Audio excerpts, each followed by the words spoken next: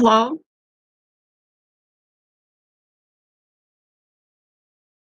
Good morning. Good morning.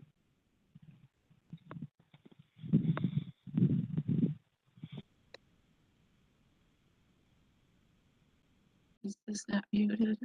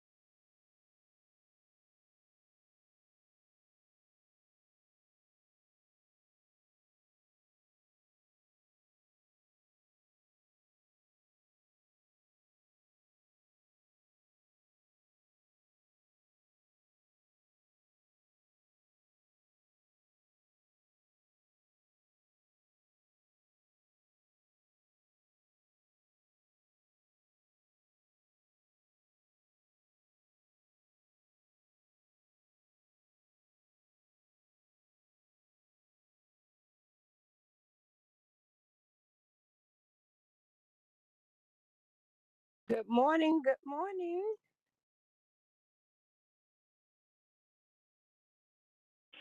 Yes, good morning. Good morning. Morning, Merlin. Good morning, Marlene. Good to see you back. This isn't Marlene. It's been a rough one, but I'm back. Good to hear. Okay, Chuck is here for the meeting. Good morning. Thank you, Chuck. Good morning, everyone.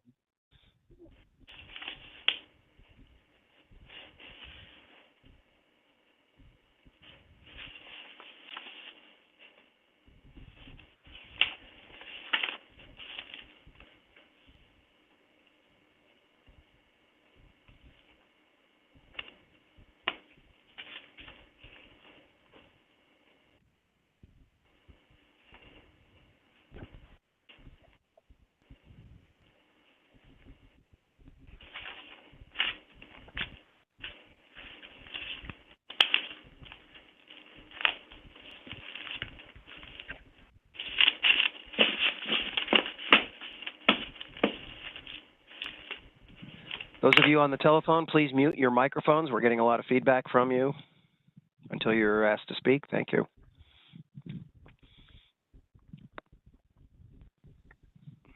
Do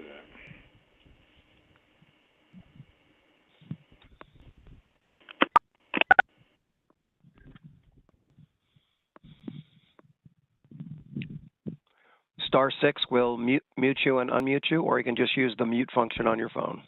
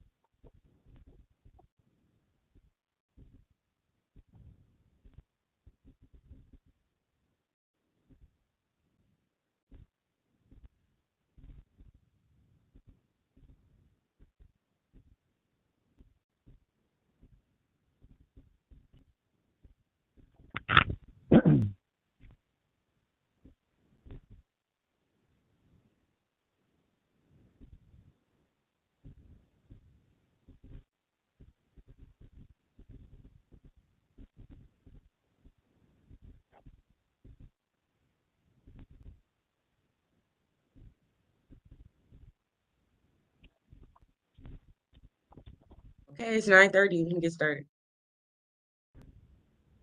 Good morning. My name is Liz Kukla. I'm the Secretary of the Board of Zoning Appeals. I'm going to read the preamble for you this morning, this Monday, July 18th, 2022.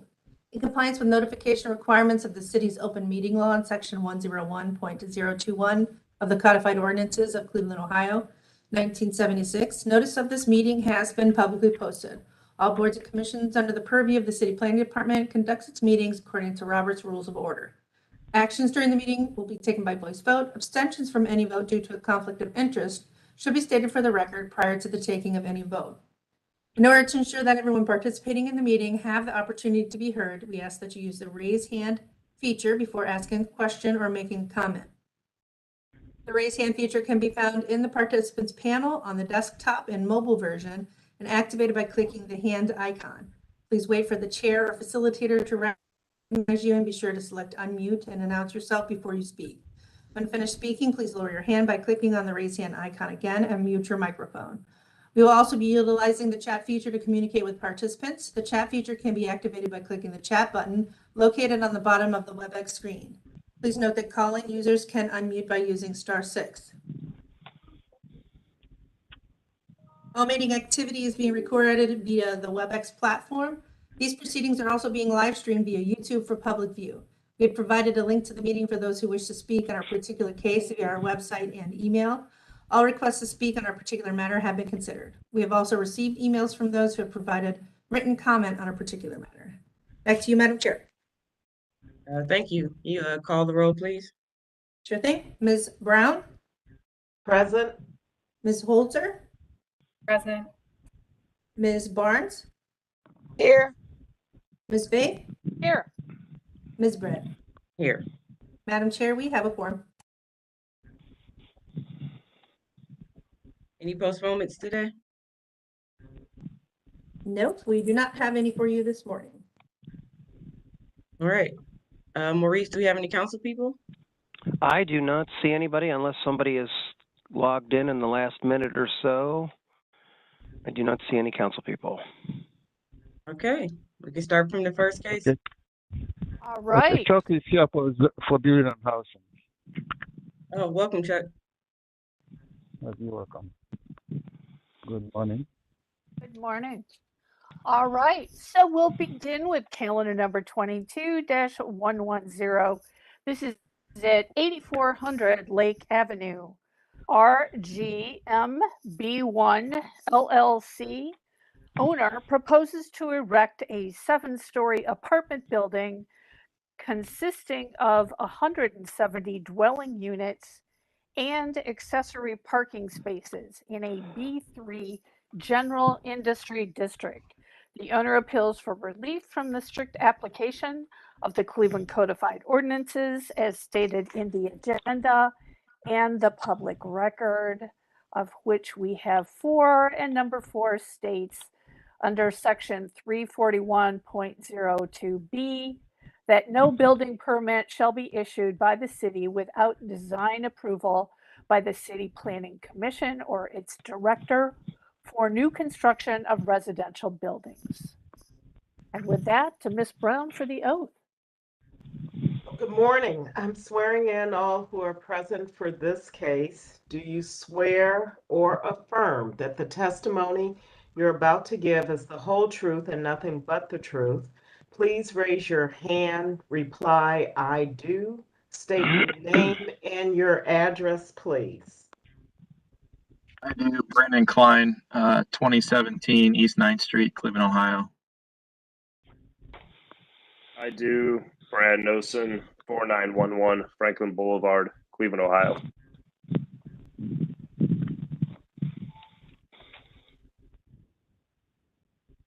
Okay, anyone else for this case? Okay, Madam Chair. Thank you. History of the property, please. Thank you, Madam Chair. There's been no change in the zoning since 1929. It remains in the general industry district.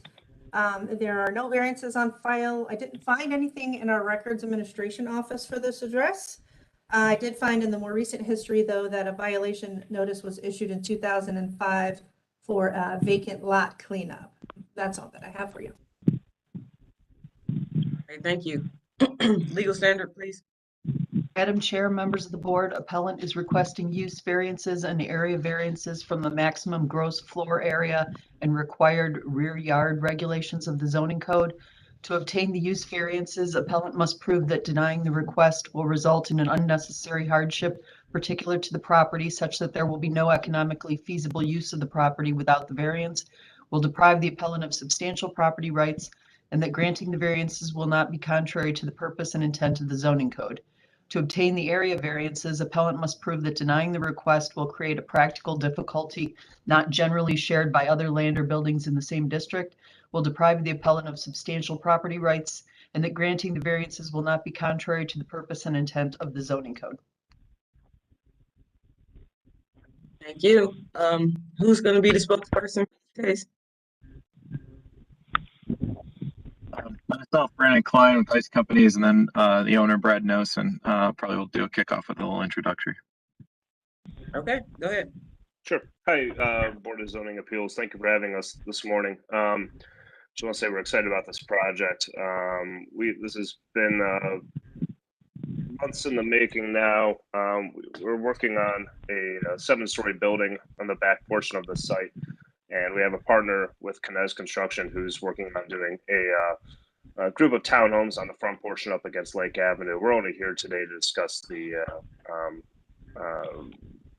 apartment building in the back of the site. One of the things that originally attracted us to this site was obviously the geography of it, but we've also been aware of the impending form-based the form-based zoning that's proposed for the area. We think that's a good zoning proposal. I believe that has been informed by many members of the neighborhood. And so we've designed this project to meet this proposed form-based zoning. Though it's not been passed yet, we think it leads to a very solid product that fits in nicely with the neighborhood. So the proposal you'll see today is in line with that proposal by the city planning department. So again, thank you very much. I'll let Brandon go through the presentation here. I will say that we've had multiple meetings with the neighborhood, and we've utilized a lot of their feedback in this proposal. Thank you. So the site you can see outlined in the blue area, as Brad mentioned, we've master planned the entire site, but the zoning appeal hearing here is to focus on the back half, rear half of the site, the apartment building structure only. Next slide. Here you can see an aerial of all the development that's going on in the area and just some context. We have a large buffer on the rear of the site, which is the railway, and then obviously the right-of-way areas to the shoreline and Route 2, again, creating even more of a buffer. Next slide.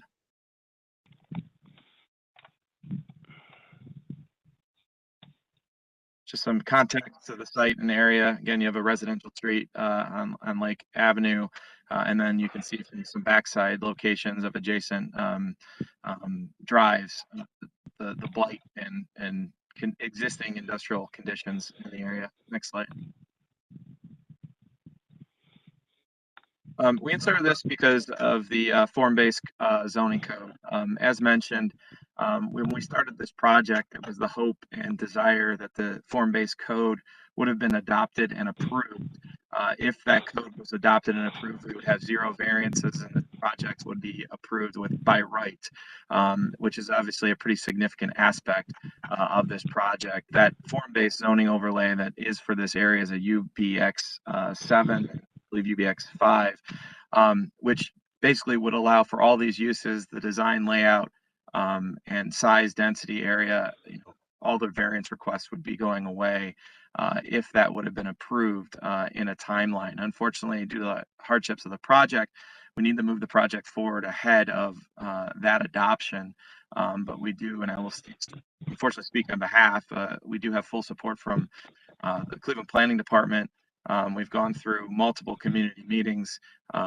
We've gotten support from Councilmember Spencer, along with the Northwest Neighborhoods, along with this project signing a CBA, even though it was not necessarily required to do so. It felt that it was important to agree to those terms. Next slide.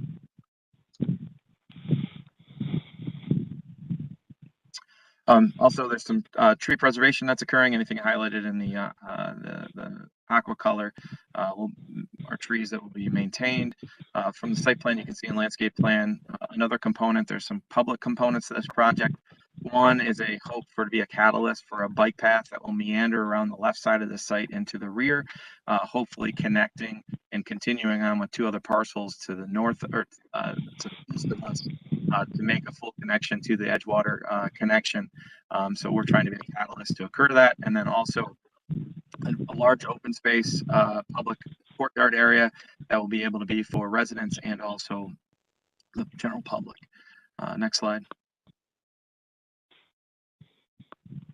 Some renderings, you can kind of flip through these, but just to give you a context of the building, again, we're only focused on the apartments. The 7-story apartment building is a 5-story apartment building over 2 stories of garage, but I'll give you a general concept of the architectural style, the massing of the building, again, trying to play on the roots of the industrial nature of the site and location.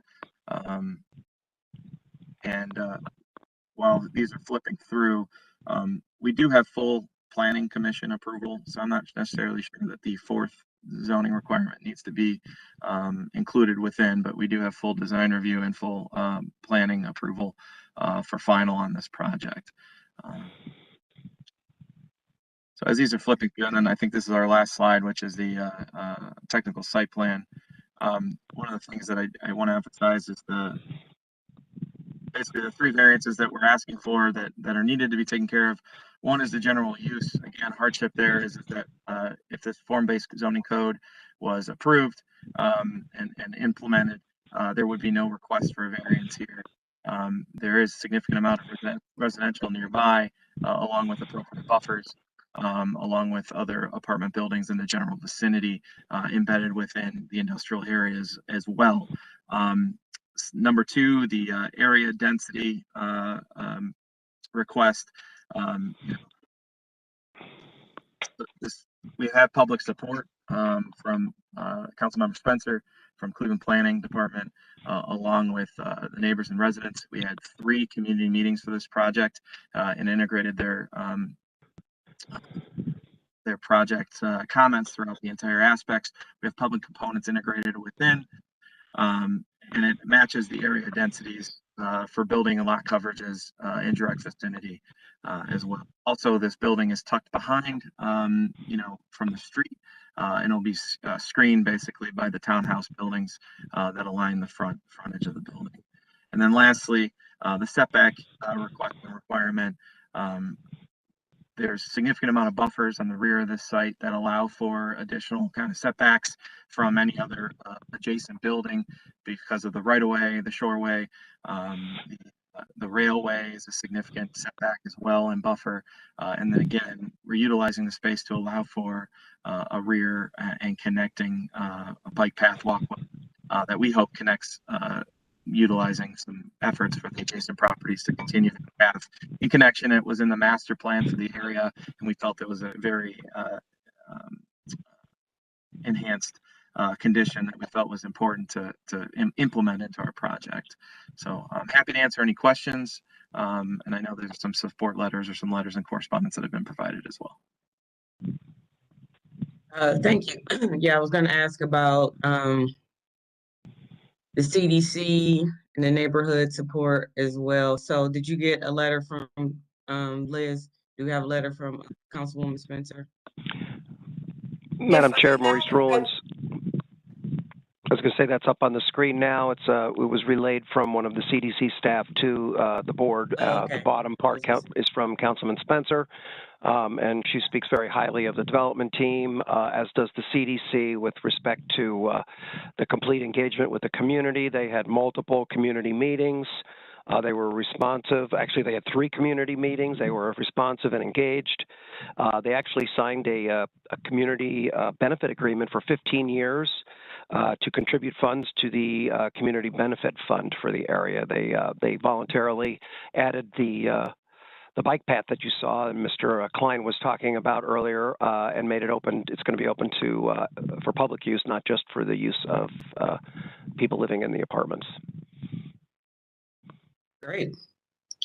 We did have one negative letter, and that was it that I have up on screen right now. But that was it. Everything else has been highly positive. I know that they work very closely with Adam Davenport from our staff. He was not able to be here today. And I can confirm that, yes, this building was designed with the intent of our form-based code being passed by now. Unfortunately, due to COVID and lots of other things, it hasn't been done, and they are correct. Had we had it passed and put in the urban flex zoning code that were proposed for this area, they would have had a by right development without needing to come to this board for any variances, which is actually makes a really good case for implementing the form-based code, because these are exactly the kinds of projects that the city really likes to see happen, especially in this area. This is what we planned for this area. And it will So save obviously, and it will save all of us a whole case here. So yes, and obviously city planning supports it, and they are correct. This did go before the City Planning Commission and was approved by the City Planning Commission. All right, great. All my questions were answered. Open up to the board if they have any questions or concerns. If not, I'll entertain them. Madam Chair, I do have one quick question. Sort of the last letter that expressed some concern from the community. It referenced the low chemical company, and I assume it's still an ongoing concern. And so that is the question. And what are their hours of operation? Well, so I can answer. Yeah, I'm happy to jump in on. Low Chemical is a adjacent industrial facility directly adjacent to. There's numerous precedents of apartment buildings being close to a industrial facility adjacent, especially in this area and contact. The person that spoke and wrote that letter did bring up and did attend, I believe, one of the 3 meetings that we held, which we talked through, their concern about rail hazard that's on the rail adjacent to this building. I mean, there's the adjacent rail runs past a lot of different residential buildings and areas along the right of way and areas. And again, didn't experience any issues or concerns with the property that we're developing. Actually, Mr. Klein, my question was really, are they still a going concern, which I assume they are? What are their hours of operation? And since you said all of that, what's the distance between your building and that facility? So I'll jump in. In my conversations with the Low Chemical, their hours of operation are standard morning time. So I know they have some trucks that come in, 7, 8 chemicals is my understanding of their facility. We've had extensive conversations with them. They're super nice, and I think they'll be great neighbors and vice versa. So, and we had conversations with them at the urging of Councilperson Spencer, because her concern related to her past experience, I believe, with other projects that are situated in quasi-industrial areas, where they'll receive some complaints from residents with the coming and goings of trucks. And so she wanted to make sure that we had a very upfront conversation with Low Chemical to get an understanding for when their actual operation hours were. And my discussion with Ken Lau was, hey, we have a couple trucks coming in the morning around 8 o'clock on the left-hand side of them. So that'd be the westerly side of the building. Most of the deliveries on the easterly side. So it was a good conversation. Building to our building is at least about 30 feet. There is one little dock appendage that isn't used. It's abandoned. You can see it in this imagery right here. There's a little bit of I think there's a tank that's outside there that's not presently there on that left appendage. So you're a minimum of 30-foot distance between, and there is a driveway easement between the building for Lau's use within our property, which we're maintaining and allowing for. Thank you. Madam Chair, to Ms. Brown also, I mean, as you can see on the image, the truck dock is on the other side of the building opposite from where the proposal is. And as you can also see, there are existing houses in the neighborhood that have been coexisting with this chemical plant or chemical redistribution facility for many, many years with no problems. Thank you both. That's it for me, Madam Chair. Thank you. Any other questions? If not, I'll entertain a motion. All right, Madam Chair, no questions, so we'll move on. We have heard testimony from city planning, and we also have letters of support from the CDC and boy, I have to get my mouth in gear this morning. From the councilwoman, the CDC, and also that there have been 3 community meetings, rather extensive, with input on the plans, and those suggestions from the community have been taken to heart. We know that they have issued a community benefit fund for 15 years, as city planning has noted. Also appreciate the fact that there is a tree preservation program in place, and also the hope that this becomes a catalyst for an extension of a bike path. I think what we have here is sort of what we see as sort of the dream team of design projects for the city. And so we know that, you know, in this situation, particularly, things have been thought through from many different viewpoints. So with all that being said, Madam Chair, I move that we go ahead and approve the variances for this case. And I guess I'll take input. Do we actually need to approve number 4 then? No, we can't. No. Can't, yeah. Right. So It's already taken place. yeah, so it's Mhm. not necessary anyway. So we're looking at 1 through 3 then.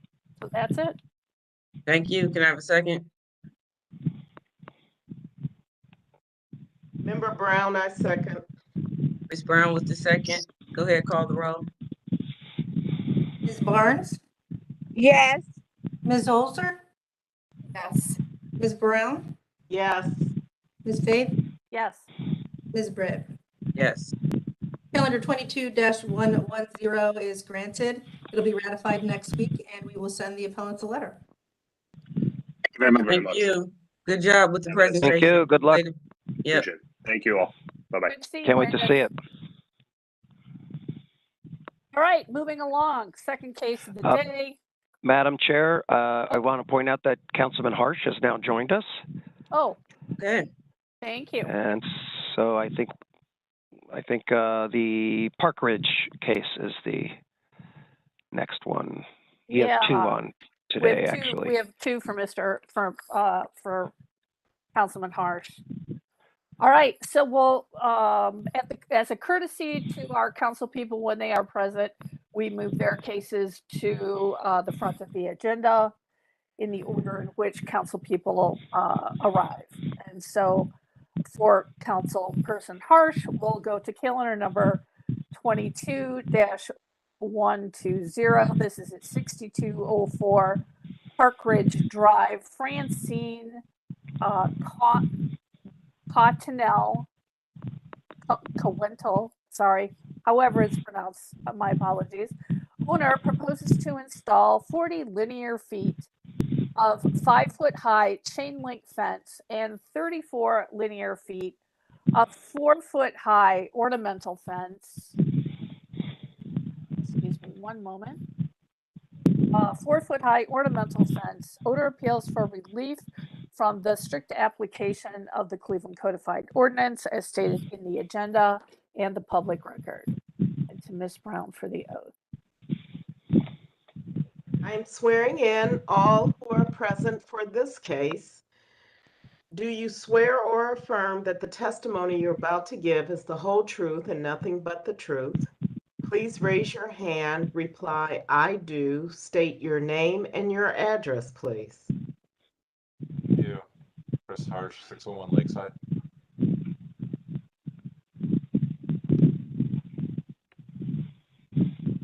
Anyone else here for this case, please? Francine, you are muted.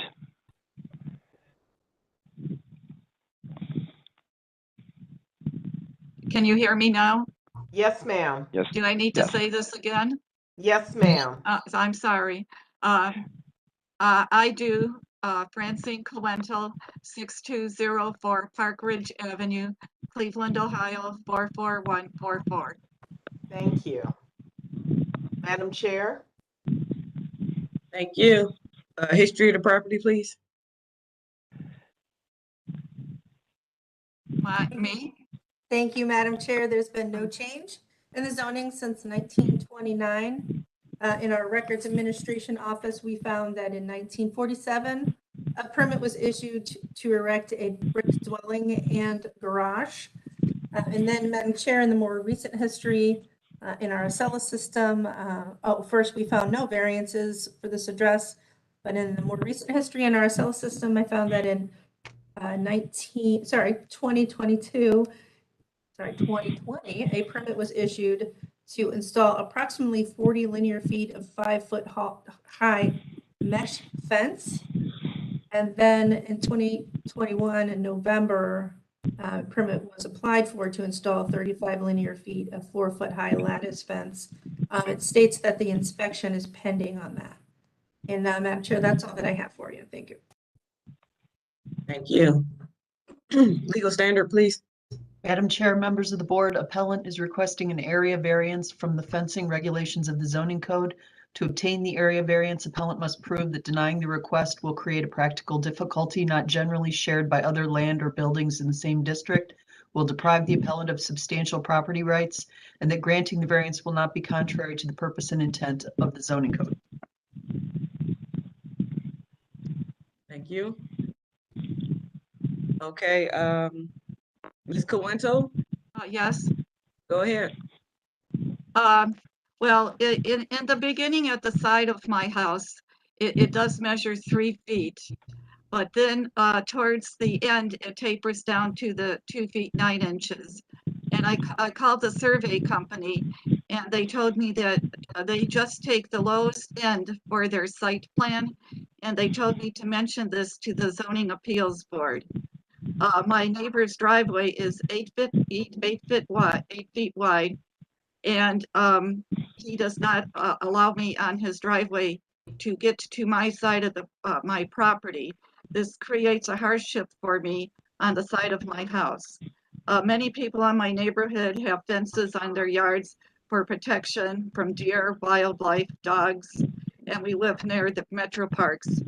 I have had the side of my house vandalized, and I have been harassed and sworn at, and I'm asking for this fence so that I have protection on my side of the house, and so that they don't pile snow up on the side of my house.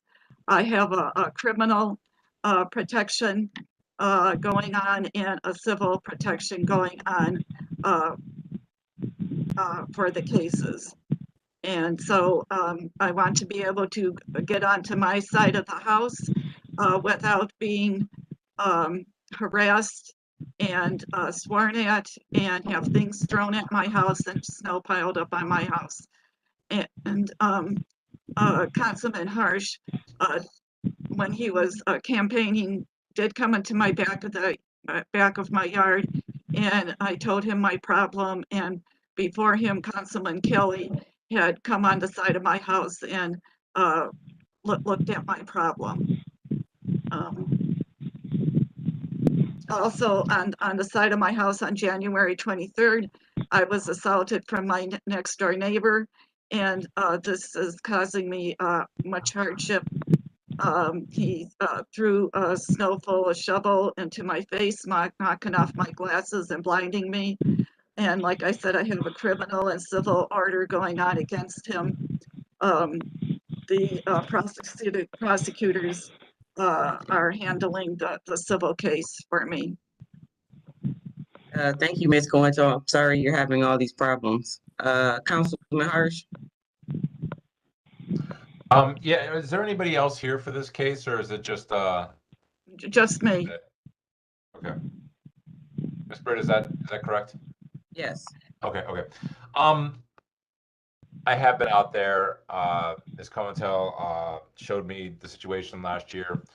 I guess My concern and what I want to make sure that we get right is the property line itself. There is a competing permit for a fence from the neighbors into building and housing as well. It's permit number, if you want it, B22 003160. And being that that was applied for this year, it seems like both neighbors are trying to build a fence. I'm not personally invested in who does it, but I want to make sure that the property line is agreed to or adhered to, whichever works out. And I'm not entirely sure. I'd like to hear this body's thoughts on heights. I know that chain link is not preferred. We don't like chain link. I know that there was some discussion of ornamental, so it's a separate conversation as well. But I'm very concerned about the property line itself because I don't want anybody to have to remove fences after a survey shows that it was in the wrong spot. Oh, can I talk? Councilman, are you done? Yeah, I'll pause. Oh, Okay. I had my property surveyed, and they're the surveying company, which is registered and everything, have their markers in the ground over there.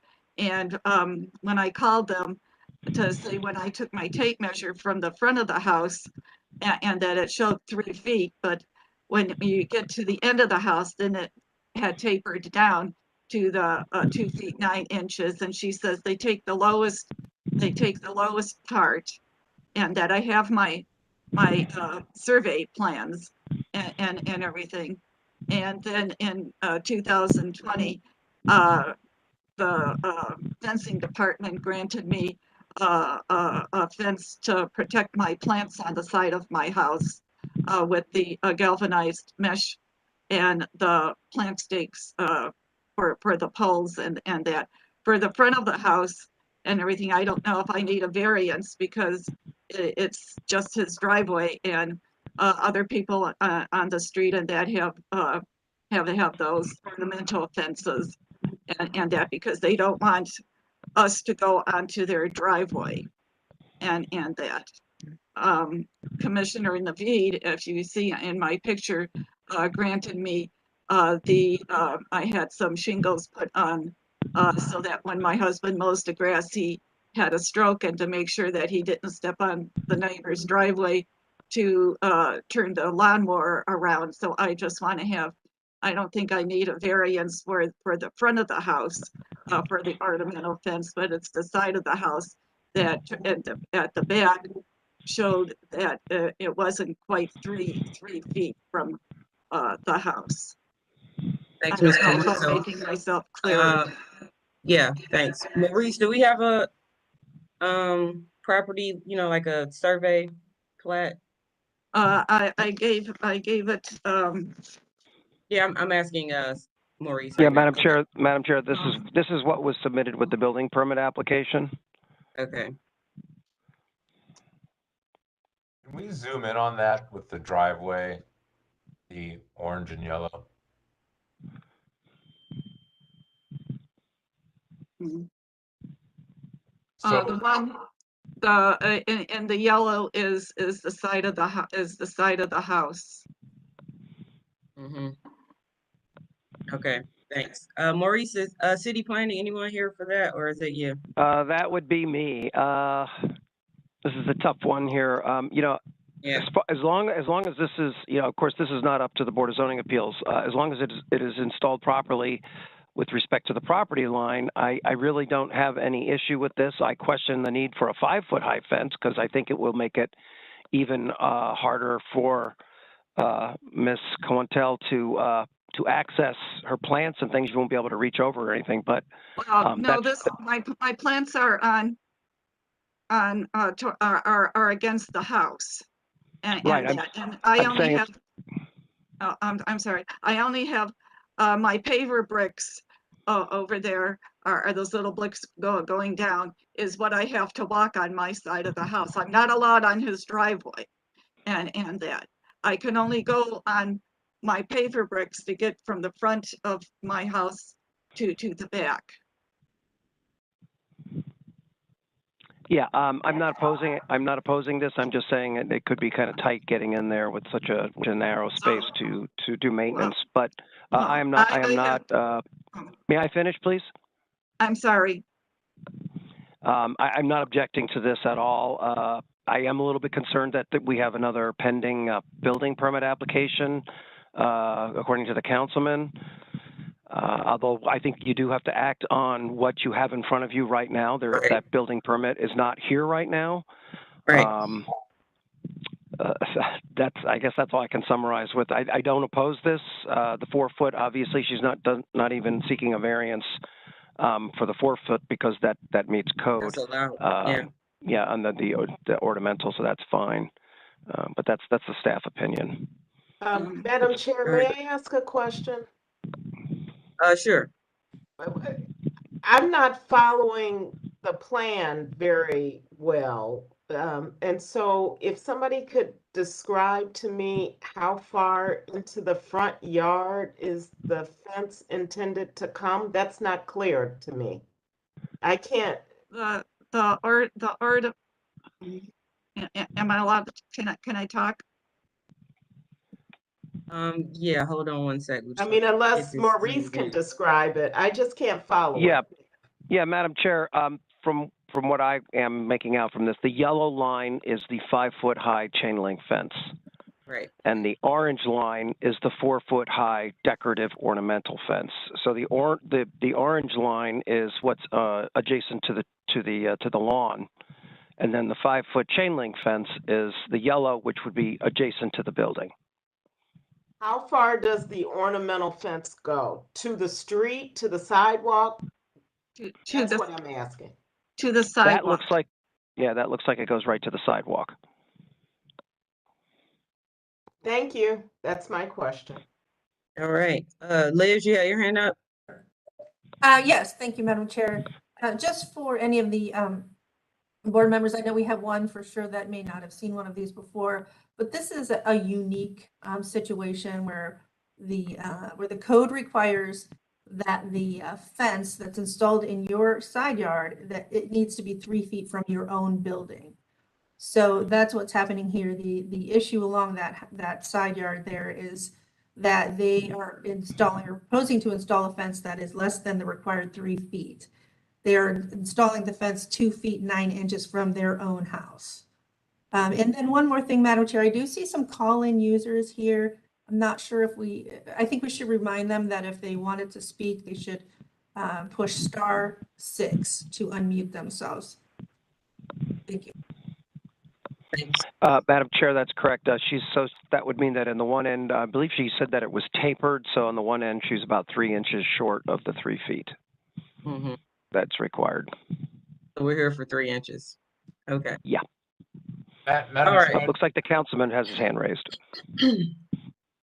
Councilman? Right. I don't object to the 2 feet 9 inches versus 3 feet. And I'm not objecting to the fence. I think both neighbors want a fence, and I think a fence is part of our solution here. And perhaps I'm in the wrong room to express this concern, but I just want to make sure that we get the property line right. That if it seems like would be the western edge of their cement on the driveway is the exact property line. I think that is I think the assumption that we're running off of here. And Ms. Coentel has everything from the west of the driveway, like the driveway goes straight up to the property line. So if the fence is installed, it would be really nice to make sure that the other party involved also agrees on that. It could just save us some headaches later, but I don't object to the fence itself. I think the fence itself is part of the solution of the problem. And Madam Chair, I'm also totally fine with 4 feet in the front yard. That's just the 4 feet front yard, fine. And Madam Chair, I have to agree with the councilman. I just want this to work out with both parties here. I think the councilman's correct. The fence is obviously something that both parties want, and obviously we want to get it installed properly, exactly on the property line, so we're not impeding on, especially being that it is up against the driveway. So I guess I echo those same concerns. All right. Any questions from the board? I forgot what I was gonna say. It's, Ms. Coento, Ms. Coento, I said from the board. oh, I'm sorry. No problem, no problem. Well, it looks like we have Ms. Kukla with her hand raised again. Oh, okay. Thanks, Madam Chair. The property line disputes, you know, the board doesn't usually get too deeply involved in those. I'm They not getting are involved in that, yeah. they are private issues, private matters that should be handled in civil court. Sounds like the applicant is working with that. So just when you're making your motion, I'd just like you to remember that you know, we can't get in the middle of identifying that property line. Thank you. Oh, yeah, no, I totally agree with that. Thank you. All right, if no questions from the board, I'll entertain a motion. Hearing no questions, Madam Chair, I'll go ahead with the motion. Thank you to Ms. Kukla for her the statement she just made about the property line. I'll withhold my personal feelings on this. This is something that I think, well, I will say, in this situation, I think this is something that where the surveying company should have staked every 10 feet so that it was clear, and that might be something that may need to happen. But that is not what is before us. What is before us is just the fence and the distance from the house. And so with that in mind, I would say we can go ahead and grant the variance for that. Thank you. Can I have a second, please? Second, Board Member Holzer. Second from Ms. Holzer. Go ahead, call the roll. Ms. Barnes? Yes. Ms. Brown? Yes. Ms. Holzer? Yes. Ms. Bates? Yes. Ms. Britt? Yes. Calendar number 22-120 is granted. It'll be ratified next week, and we will send the appellant a letter. All right, good luck, Ms. Coento. Thank you. Oh, that hand. Do I need to say something else? No, we're You're all done. done. I'm Yep. all done. I just wanted to add, I have not contacted a fence person yet. If they recommend a 4-foot fence instead, could that be put in as an option? 4 feet all the way. Yeah, 4 feet is allowed, so Yeah, you won't need to come back for that. Oh, okay. Thank you. you're welcome. Good luck. Do I leave now? You can leave Yes. now. Oh, thank you. Have a good day. You as You well. too. How do I leave? The red button that says end meeting. I did. And Okay. There we go. All right. So moving on to calendar number 22-051. This case was reinstated from June 6, 2022. This is at 4720 and 4820 Brook Park Road. Brook Park Auto Auction Corp. owner proposes to erect approximately 600 linear feet of 10 feet tall battery charged fence on a parcel located in semi-industry and general industry districts. The owner appeals for relief from the strict application of the Cleveland Codified Ordinances as stated in the agenda and the public record. Of note, this case was postponed from May 2nd to June 6th to allow time for the appellant to get an authorization letter from the owner. On June 6th, the appellant did not attend and the case was dismissed. On June 13th, the appellant contacted the office to state that they missed the hearing due to a miscommunication and the case was reinstated. So with that, to Ms.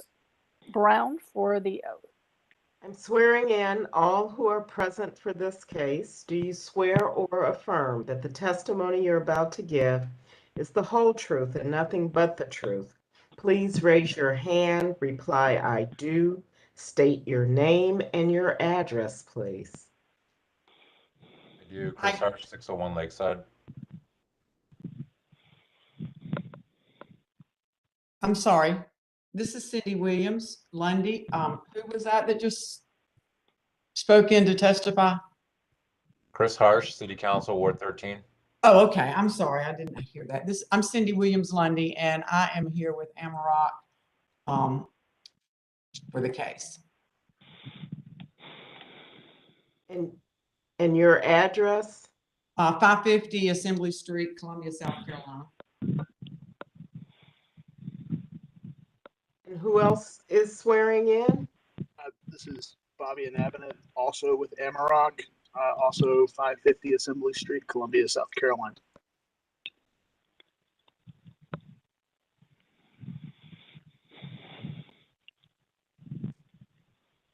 Is that it for this case? Okay, Madam Chair. Thank you. History, we don't need history. We heard that already. We'll go to legal standard.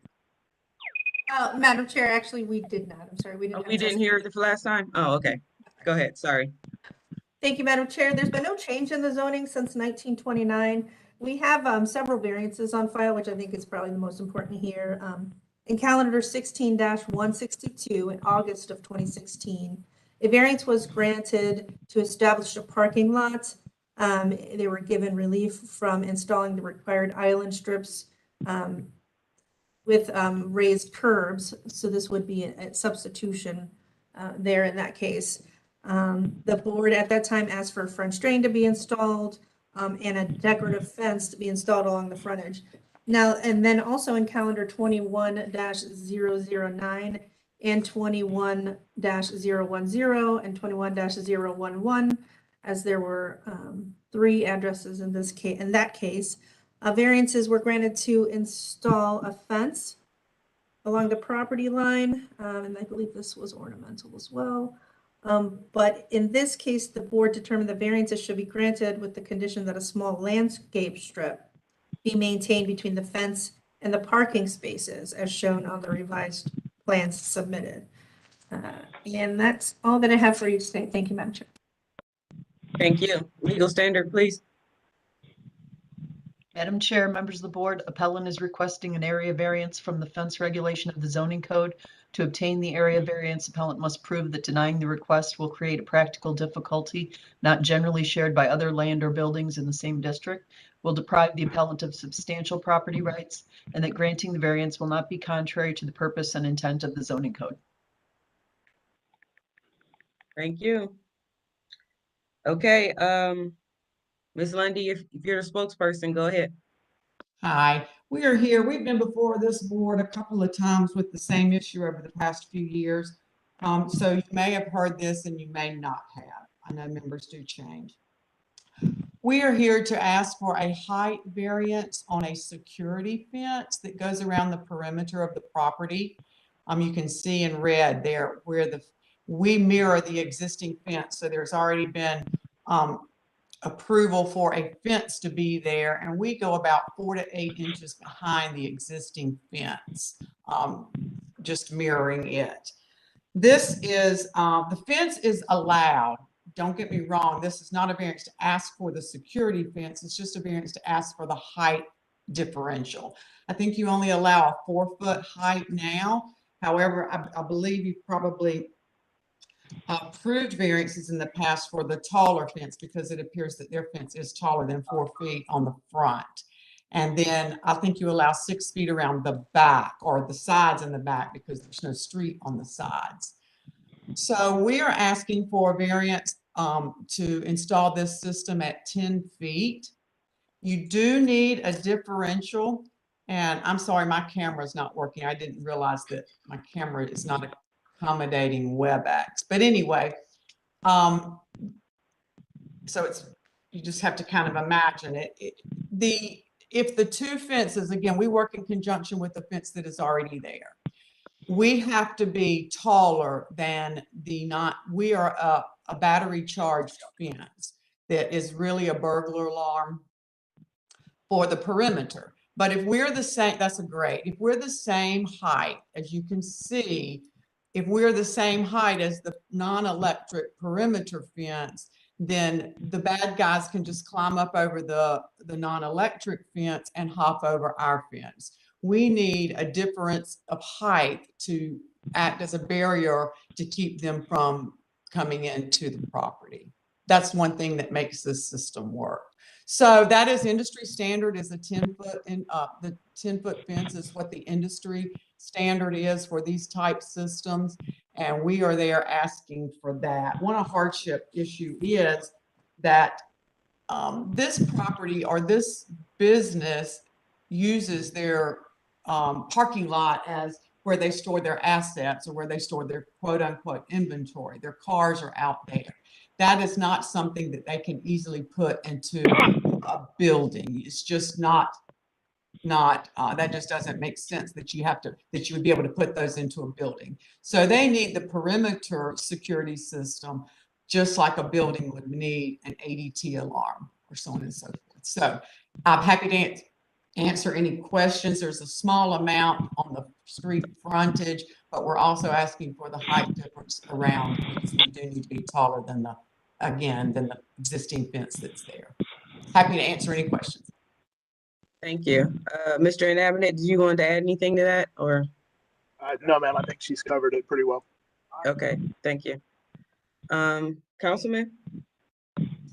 Madam Chair, thank you. I went out to the site with the owner of the building and a few staff from Old Brooklyn CDC, where we toured the facility. It's a good business. They do auto auctions. It's nice to, it's an asset for our economy.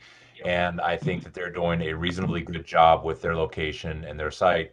Madam Chair, the only concern I have is that portion that crosses the zoning from general industry to semi-industry. And it was my understanding in speaking with the that portion that's the closest to the street. It was my understanding when speaking with the owner of the business some months ago that he was not interested in the battery charged fence on the front of the building, only around the backs and the sides, because that's where the people were hopping the fence. And I do understand his need to protect his inventory. They sell cars, and cars are hot commodities for thieves. If that battery powered fence were moved back, and I understand they'd have to remove some of their existing fence to change it, to push the entire battery fence into the general industry and out of the semi-industry, I would be a very, very happy camper. I think, though, that the electric fence, aside from a 10-foot appearance, which is a little unsightly, I worry about it being too close to the sidewalk. That's my primary concern. All right, thank you, Councilman. Maurice, are you representing city planning? Madam Chair, I am. I would echo the councilman's concerns in this area. Just concern of for people walking by that may inadvertently come in contact with the fence. I just would prefer to see it pulled back. I guess the line on the drawing between the semi-industry and the general industry would be perfect. Of course, yeah, that's what I would recommend as well. Okay, can you circle? I think I see it, but can you just circle that area you're talking about here? Yeah, right here. Just the little bump out area. Yeah. And so how far you think they should pull it back? Well, I would like to see it back to, I mean, if you're going to move it, you might as well just move it back to the dashed line here, you know.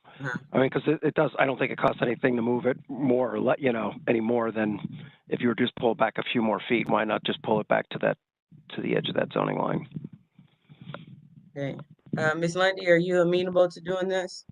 I would have to, of course, ask the customer that. I don't believe there's anybody from the business here on today.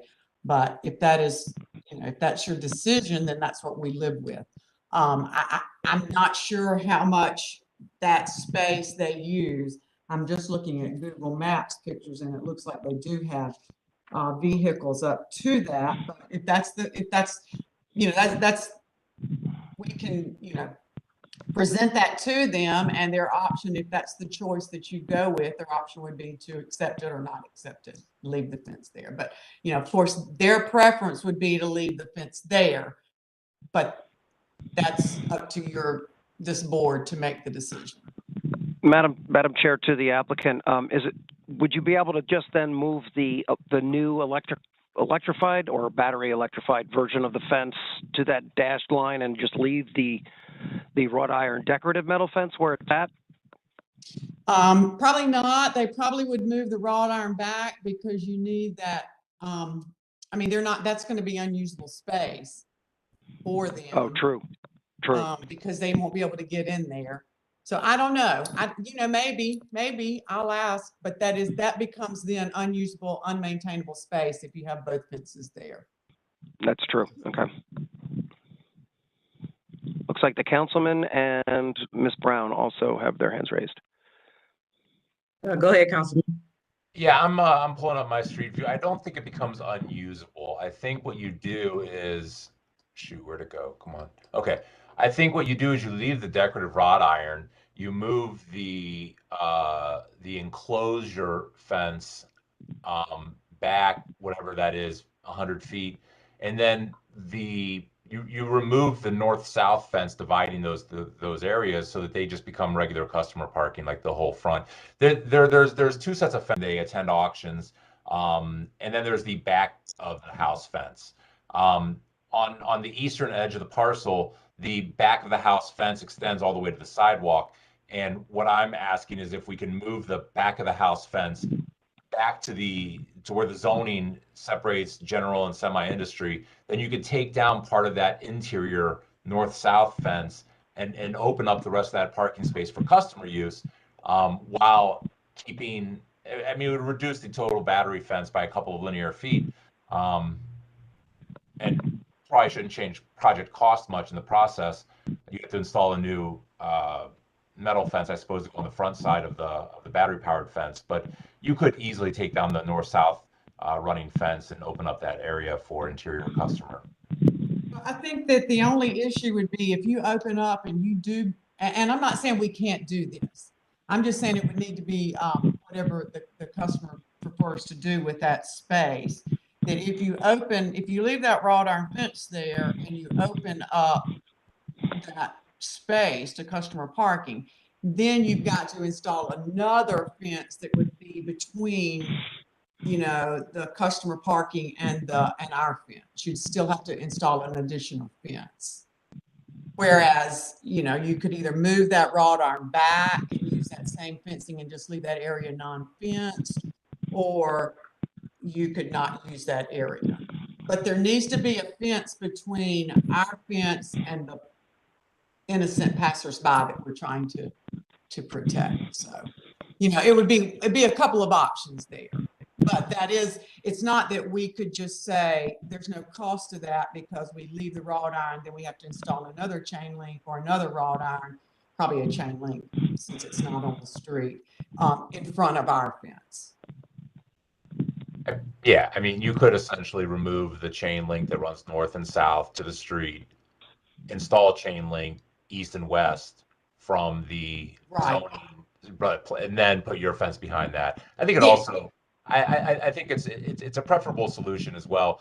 A 10-foot tall fence jutting out into the street at that area is going to be awkward to look at. I know it's Brook Park, but still, the neighbors to the east also would have a little bit of egress, ingress obstacle, visual obstacle. There's a curb cut right there, and they're going to have a 10-foot fence that they're going to drive out across the sidewalk, you know, right next to a 10-foot fence. That's not a good thing either. I think just moving the 10-foot fence back to the where the current zoning splits semi and general industry, I think is just the right solution here. That's what I would really encourage the board to consider. Madam Chair, I have to agree with the councilman. I think that's a good idea. Can I see about where that is in relation to the building? Where would that line be? Would it come in line with the fence on the other side of the building, or? All the rest of the fence is totally within the general industry zone. The white paper, the white map had it. Yeah, that one. Okay, so it's well in front of the building. I see where the Oh, yeah. the line is there. Oh, Okay. yeah. So we could just bring it back to even, To okay, the dash line, yeah. okay. Okay, I think we came Okay. to an agreement here. We We're certainly not can going, take that. Yeah, we certainly we're can not take going that. back and forth the whole time for this fence. So, all right. Madam Chair, I think we have the folks have the details worked out or can get them worked out. Yes. I Did have you two want- questions, yeah, I was just gonna say, I think Ms. Brown has some questions. Yep. and they're very quick. Thank you. The first question is between the amount of space between the chain link fence and the new 10-foot fence, and if it's all on asphalt. I'm concerned about vegetation and weeds growing up and the amount, being able to keep it clean and attractive. I didn't, how much space is between it? Or will it all be on asphalt that nothing will grow in between? That's a good question. The space between the two fences is approximately 4 to 8 inches. So, and they do have to, that's part of their contract is they have to keep it vegetation free. Well, Otherwise, if they don't keep it clean, then that's another reason they need to be close together. Then as vegetation or trash or whatever collects in there, then the fence isn't going to harm. So it's to their benefit to keep it clean. and then the other question is regarding arming the fence. I'm not very familiar with battery charge fences, but I assume it has a charge, and I'm asking if there are required notices that need to be on the fence. How is that handled? There are. It is armed. It's just like a typical burglar alarm system where you have a keypad and last person out arms it, first person in turns it off. But there are warning signs every 60 feet, which is per the industry standard that we put that are visible inside and outside the property and just warn of a fence, you know. Thank you. You're welcome. That's it, Madam Chair. All right, thank you. All right, I think we're ready for a motion, Ms. Faith. I thought I heard someone else trying to chime in. Yeah, sorry. Just to comment on the warning signs with the Ohio State code, it's 40 feet. So there will be signage at a minimum every 40 feet. Great, thank you.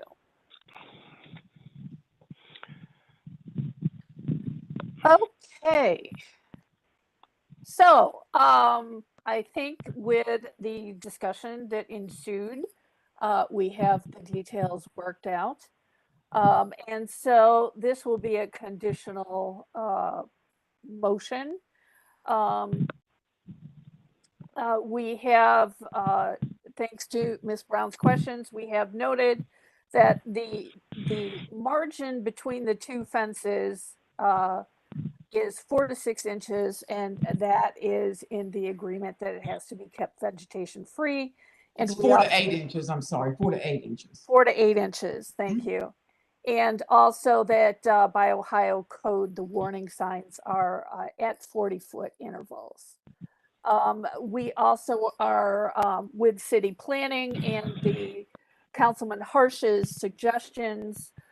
We're going to make this conditional that the fences be moved back to on the plan drawing that we now have on screen, that the fence get moved back to the dotted line, which is basically the separation between the two zones, and also puts it in better alignment with the neighbor's driveway, and makes for a simpler line of demarcation. And if the motion gets approved, then the appellant's representatives or the appellant will need to submit a new site plan reflecting that change. Is there any other discussion on this motion, Ms. Kukla or anyone else? None from me. Okay, hearing none, I move that we go ahead and approve the conditional variance. or the variance with conditions. Thank you. Can I have a second, please? Second, Ms. Barnes. Second for Ms. Barnes. Go ahead, call the roll. Ms. Brown? Yes. Ms. Holzer? Yes. Ms. Barnes? Yes. Ms. Faith? Yes. Ms. Britt? Yes. Calendar number 22-051 is granted conditionally. We will hold ratification until we receive that revised drawing. Once we receive it, we will ratify it the following Monday, and then we will send the appellant a letter after that. Thank you. Thank you. Take care. All Thank right, you. thank you. Good to see you, Councilman. You as well. All right, moving along. We have no other council people present, right, Maurice? I haven't been keeping an eye out. I don't Just see looking to anybody. see. All right, great. No. Okay, so looping back then. Let's see. We're gonna go back to calendar Thurman. number. Pardon? Is it Thurman we're going to? We're going to Thurman. Okay. Yep. 22-111. This is at 2525 Thurman Avenue. Orly Cohen LLC owner proposes to create one concrete parking space and new drive apron to an existing single-family residence in a B1 two-family residential district. The owner appeals for relief from the strict application of the Cleveland Codified Ordinances as stated in the agenda and the public record, of which there are two. And to Ms. Brown for the oath. I'm swearing in all who are present for this case. Do you swear or affirm that the testimony you're about to give is the whole truth and nothing but the truth? Please raise your hand. Reply, I do. State your name and your address, please.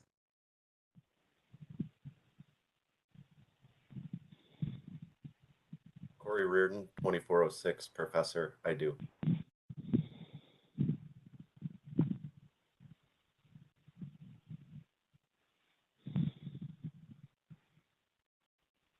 Is the applicant here for this case? Please remember, if you are a call-in user, use *6 to unmute yourself.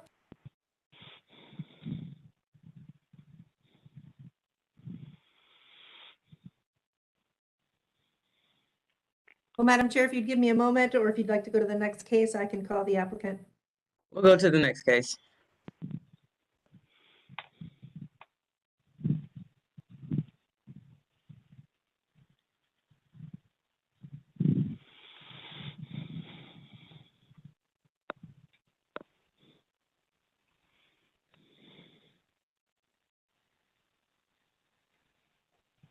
Okay, Ms. Faith?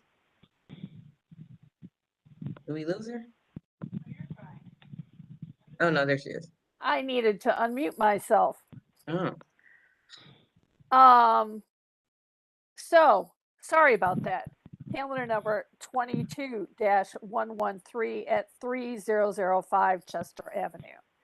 Chester Storage LLC owner proposes to have portable self-storage units in a C2 general retail and semi-industry split zoning district.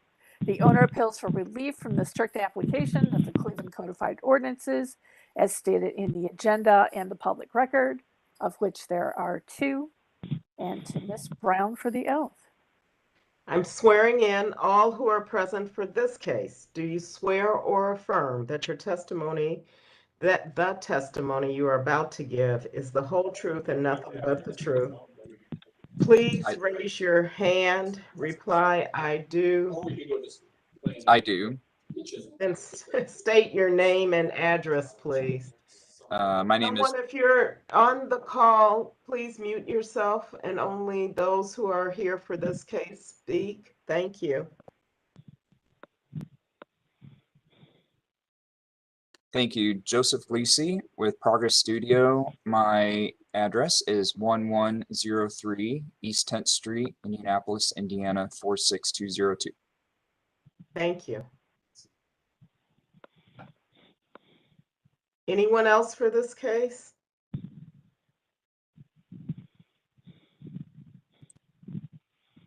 Okay, Madam Chair.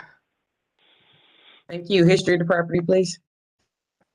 Thank you, Madam Chair. There's been no change in the zoning since 1929. We found in our Records Administration Office only that in 1964, there were 4 single-face illuminated wall signs placed on the building.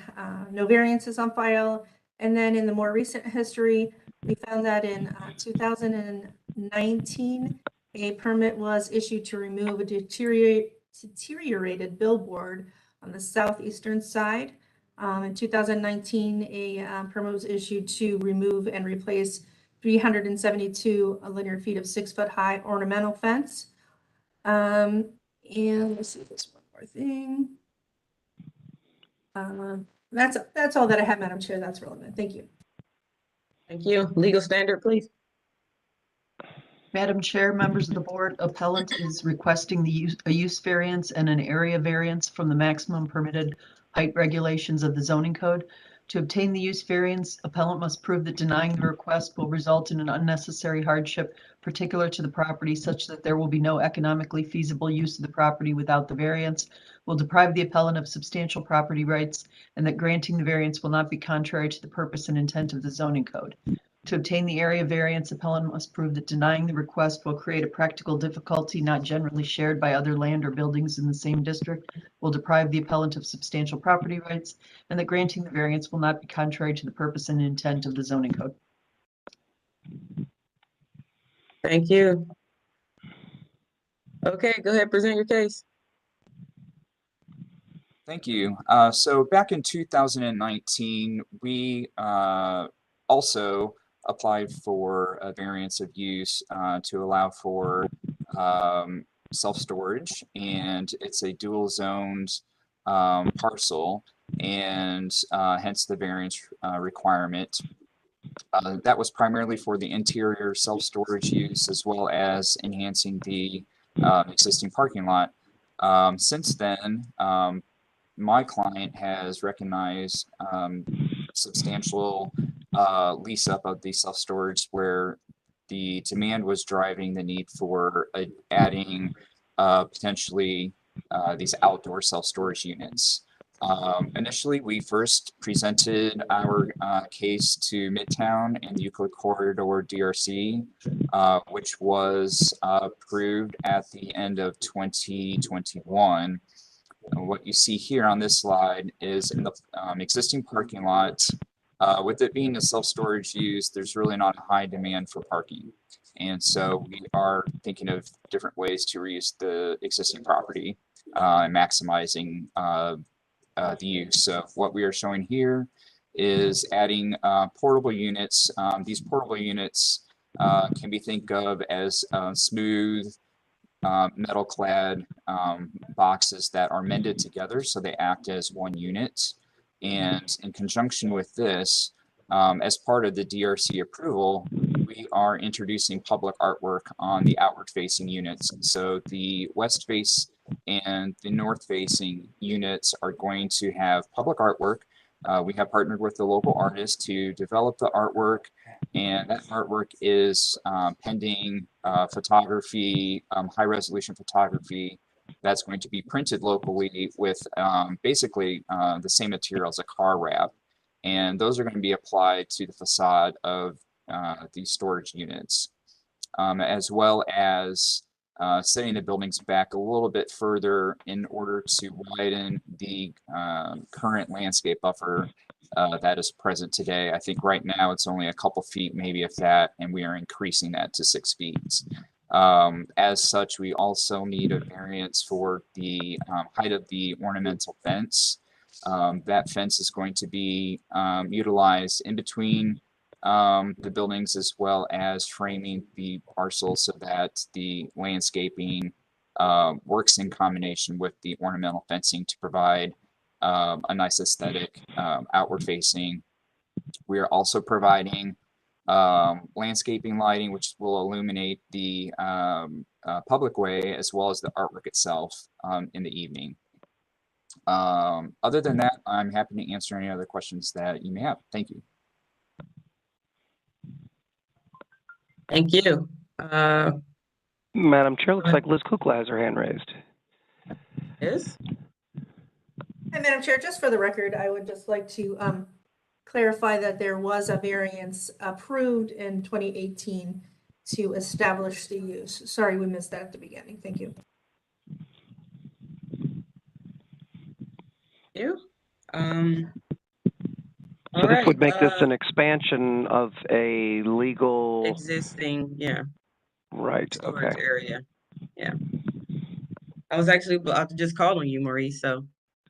Yeah, because I remember taking the pictures of this once before. I didn't remember the date, but I knew that and I think I remember seeing this at Planning Commission as well, where they presented for the renovation or change of use of this project. So, and while I'm speaking, I might as well say that I really love the idea of the introducing the public art onto the sides of these units. I think that was a really, really good idea.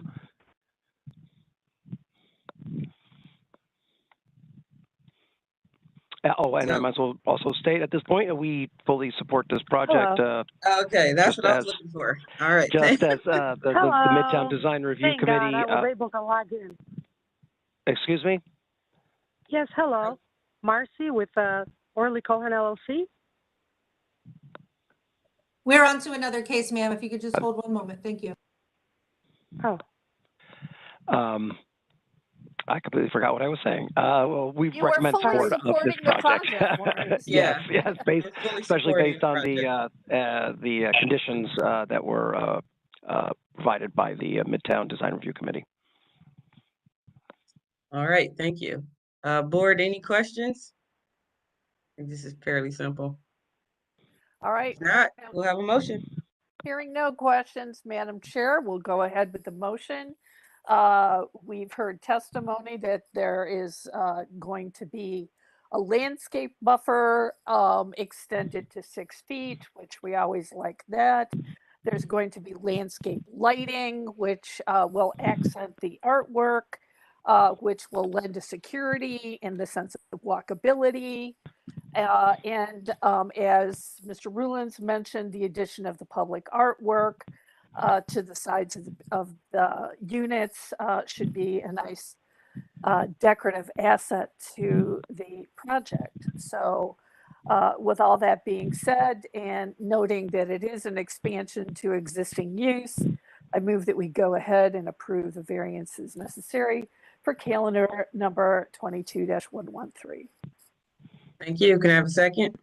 Member Brown, I second. Ms. Brown with the second. Excuse me. Go ahead, call the roll. Ms. Barnes? Yes. Ms. Holzer? Yes. Ms. Brown?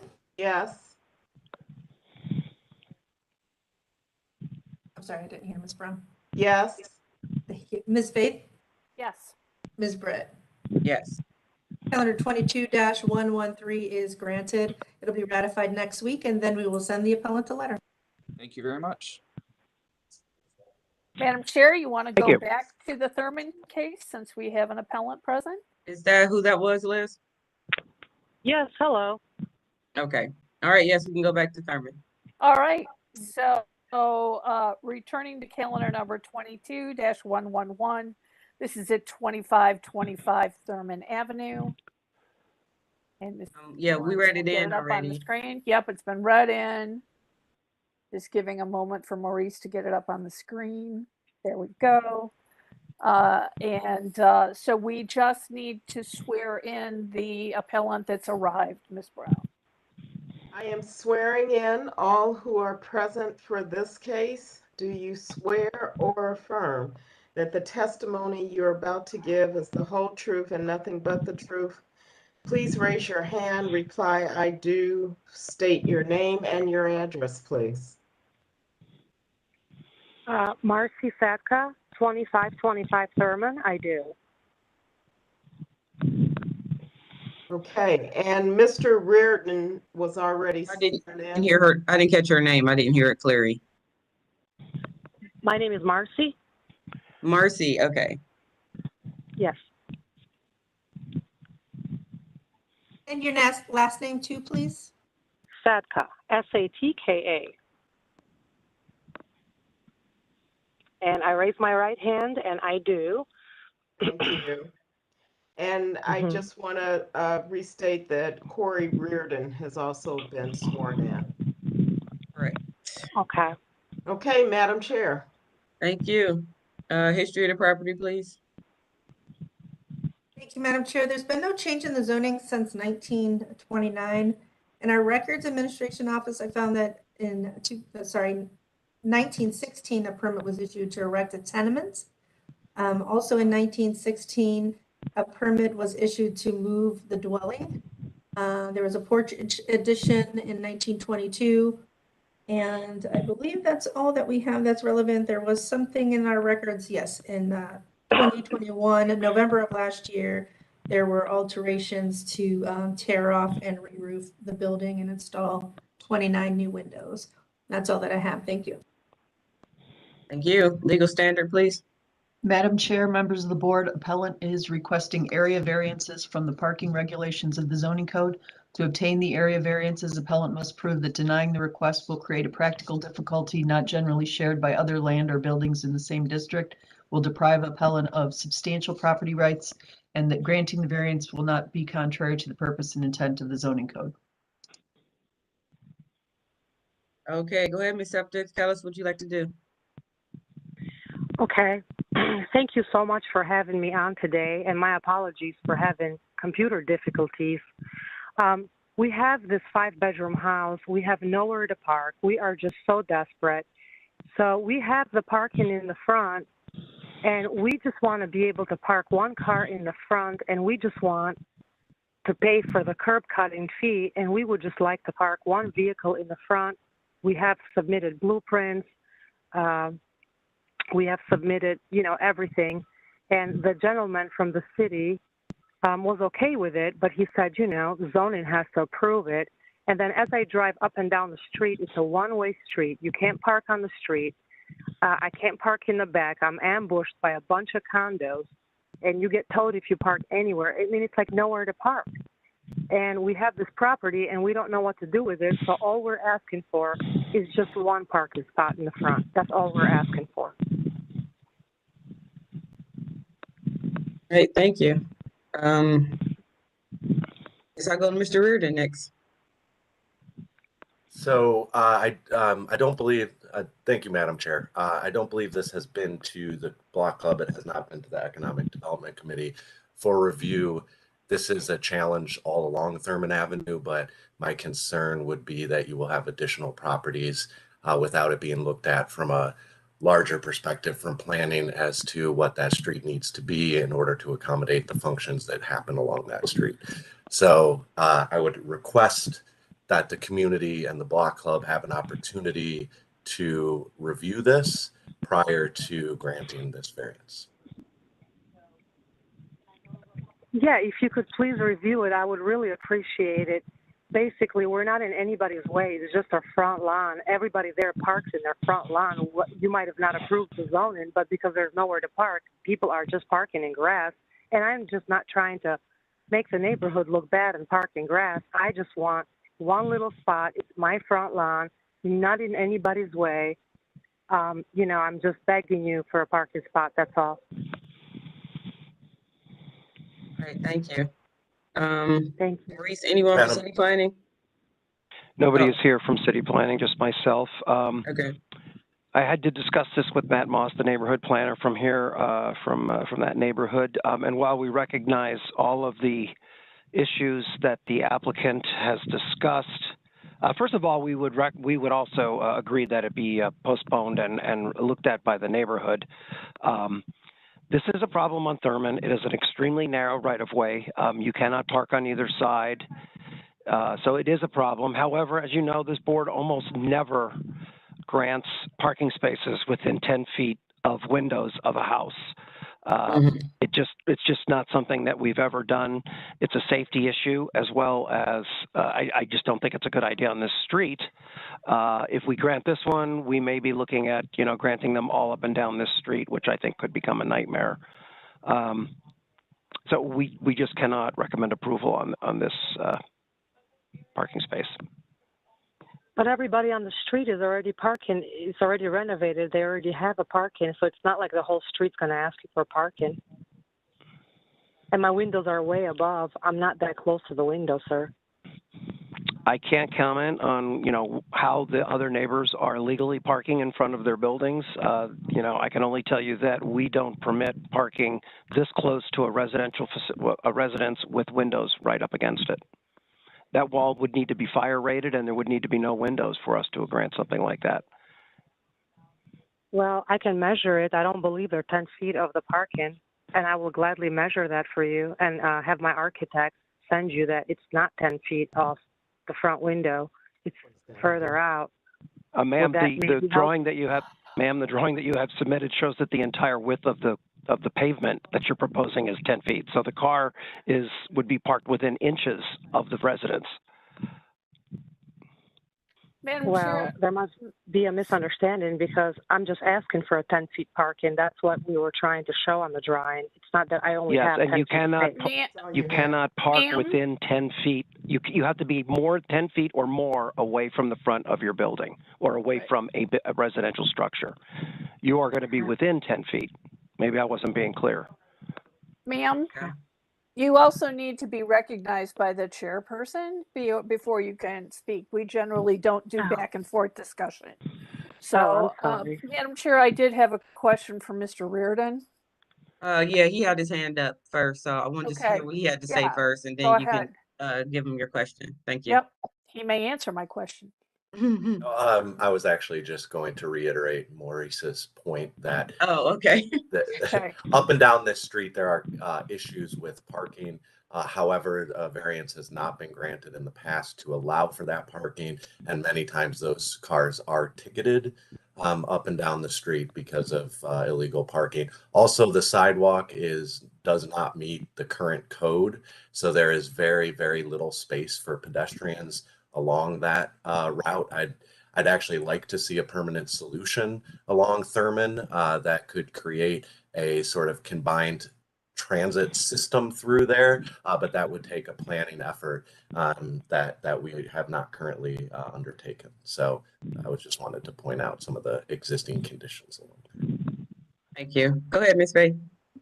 My question to Mr. Reardon was, would you welcome this case to your planning committee? And perhaps it is a catalyst for trying to come up with a solution? Or what did you have in mind? I think so. I think it should go to the Block Club. The Block Club a lot of times has creative solutions based on the needs of the direct residents, right? So they share some of those issues and can help troubleshoot it and also ask the city for conditions that would make that work along that street. So I would encourage her to go to the Block Club, meet with the neighbors, and work with the neighbors on some sort of solution long term. Could you help facilitate? And I will help her. that Yes, for she just needs to get in contact with me. I can put that in the chat, or you can just take down my number now. It is 216-262-3339. And I think my name is in my box, so it's Corey Reardon at TremontWest.org. The spelling is in the box. If you reach out to me, we will connect you with the neighborhood process and get that started for you so that you can work with your neighbors. Thurman is a really unique situation. I recall probably a couple decades ago doing a house project, residential project on that street. It's one way, it's very narrow. And as you pointed out, it's very difficult for pedestrian passage. So anyway, with that being said, Madam Chair, Mr. Reardon sounds like he would. Ms. Sepka, are you okay with postponing this and trying to find a better solution with your neighbors? Are you speaking to me? Yes. Well, no, I'm not okay with it because we're ambushed by condos. I mean, I don't see how city gave all the land and all this parking to the condos, and there's people like us, small fish, who have nothing. And we are just ambushed by condos. Everything is developed, and we just don't have anywhere to park. So I don't really know how I'm going to approach this. I will do my best to find parking, but I don't believe I'm near a window, and I believe that this needs to be rectified. It's madness. So Space on the rear of this building, it looked like there was an alley from the other, from the aerial that Maurice just showed us. Okay. Maurice, is there an alley behind off of University Court? You know, I'm not they super, gave it as a condo. I'm not It's familiar all with that. condos. If there is a alley back there, Corey, maybe you could comment, maybe that would be part of the neighborhood solution that could be worked out. There is no alley there, sir. It's all that is condos. Maurice, to your point, that is a private drive serving those townhouses. And I believe, and maybe the appellant can clarify, I believe she purchased that house in 2020. So that was an existing condition on the purchase that had already existed. So I do feel for residents along that street, especially ones that have been there for 50 years and have seen the encroachment of development hamper their ability to park. But if you have purchased in 2020, that is existing infrastructure that has been there for the last 5 to 10 years. So would you rather us not purchase it and leave it as an eyesore for your fancy neighborhood? Marcy, this is it's your decision. If you want us to move with a decision now for the board to make a decision, or do you want to postpone and try to figure out a different solution? This is where we are right now. So just let me know what your decision is. And Madam Chair, Well, before you answer, we do have an Andrew with his Somebody hand can raised. help me. You know, if somebody can help me, all I'm looking for is parking. I mean, I don't care where you put me to park. If somebody can help me, would be great. I just figured I could park in the front because everybody else parks in the front. Madam Chair, Mr. Reardon, is there not an opportunity for your organization to try and negotiate and help her access the rear of her property through an easement with the condos? Yes, that would have to be negotiated with the HOA. I believe they have an HOA for that drive, and we can talk to the HOA to see if they can grant access. Additionally, there are other off-street parking solutions. They are not, Thurman is difficult because, you know, if you're mid-block from any of those off-street parking solutions, but we have, you know, there is rentable space in some of the surrounding area, especially the church. St. Theodosius is right there, and they have lots and agreements with others on parking. So there are other arrangements that can be made. It would not be a direct in front of house arrangement, but we can work on solutions, and that's why I say to go to the community and see if there's with the neighbors working out some of those solutions, and then a long-term solution for how we use Thurman, because there is a lot of dense development over a very, very small right of way. Okay, well, we'll postpone this case, give her time to work with you guys and try to work out something. If I could just interject, I'm sorry to interrupt. My name's Andrew November. I haven't taken an oath. I don't know if I need to take the oath before I speak, but I'm the person who wrote that email that's been shown a couple of times. Yeah, you need to be sworn in. Okay. Do you swear to affirm that? Do you swear or affirm that your testimony you're about to give is the whole truth and nothing but the truth? Raise your hand. Say I do. State your name and address. I do. My name is Andrew November. My address is 744 Starkweather in Cleveland.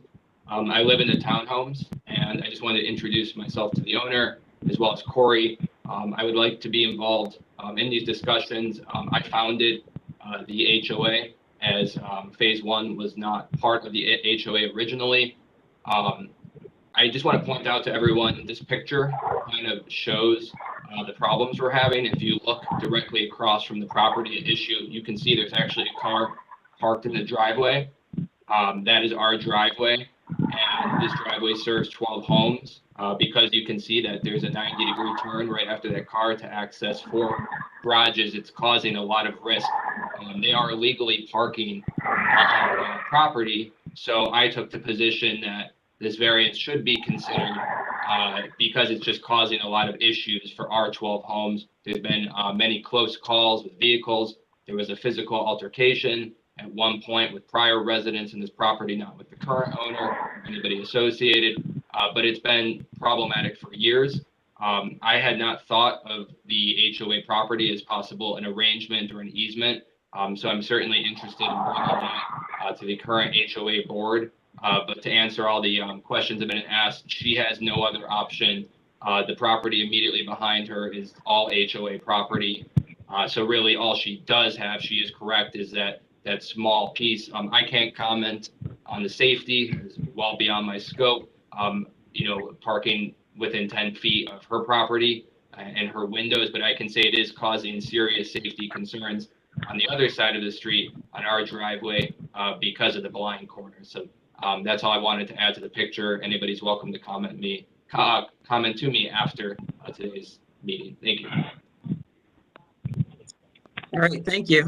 All right, so Liz, we need a new date for this case. How about August 15th or August 22nd?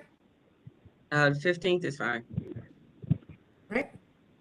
So, what time? So Ms. Sepka, work with Mr. Reardon. Hopefully you guys can come up with some kind of solution. If not, we'll see you on the 15th. Hopefully you'll have something, you can work out something that you won't have to come back. So. Well, the number that I have is 216-262-3339. That's the gentleman that I'm supposed to reach out to?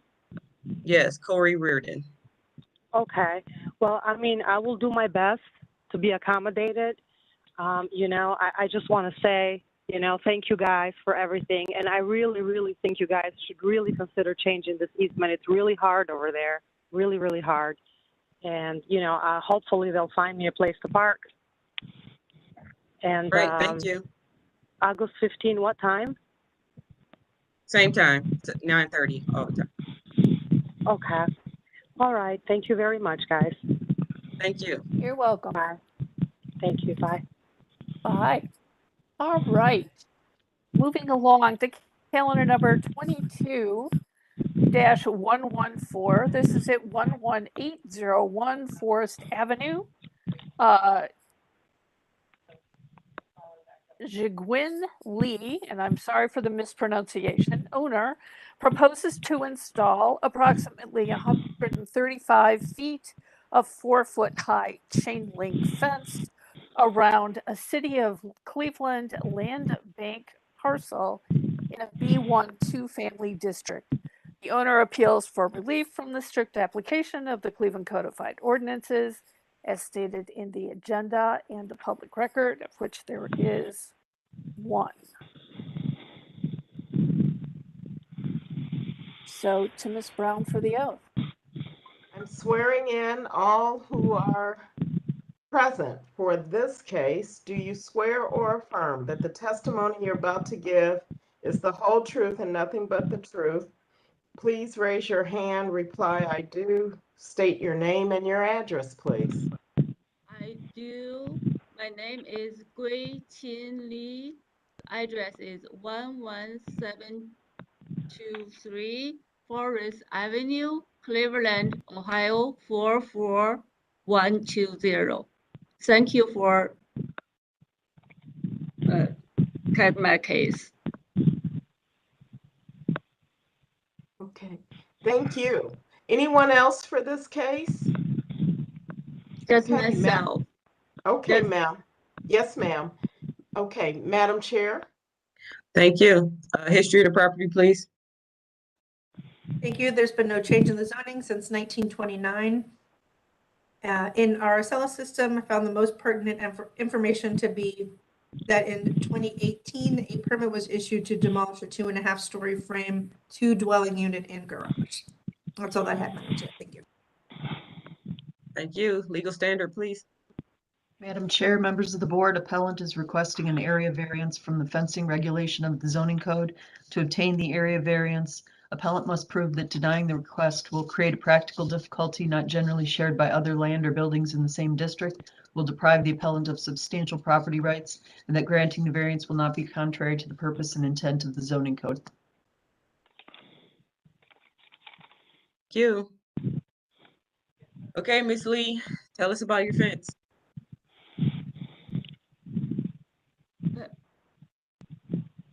what my talk?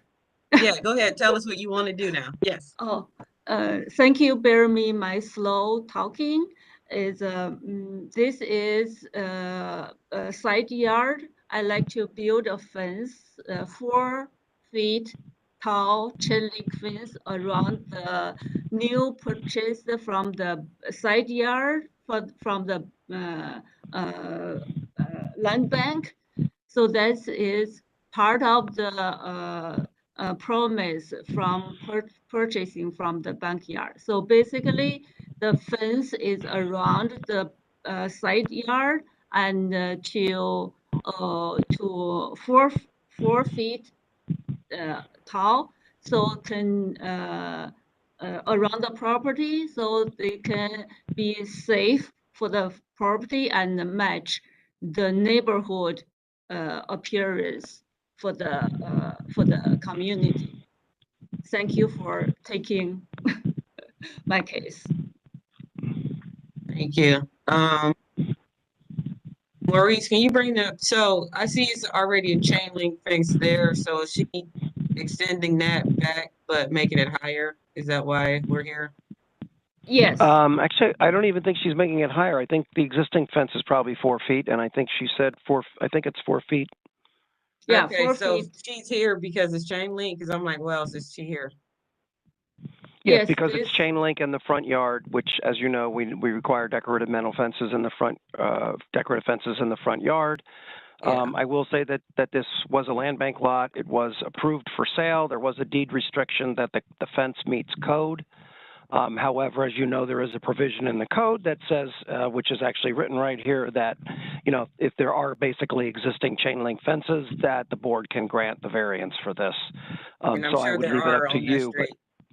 I noticed at least one other besides her existing fence. So Okay. I would leave it up to the board, but I don't really have a problem with this. All right. Board, any questions? Hearing no questions, I'll go with the motion, Madam Chair. Go ahead. All right. Since there's existing chain link fence, she's looking basically to just extend that to the lot that she's purchasing.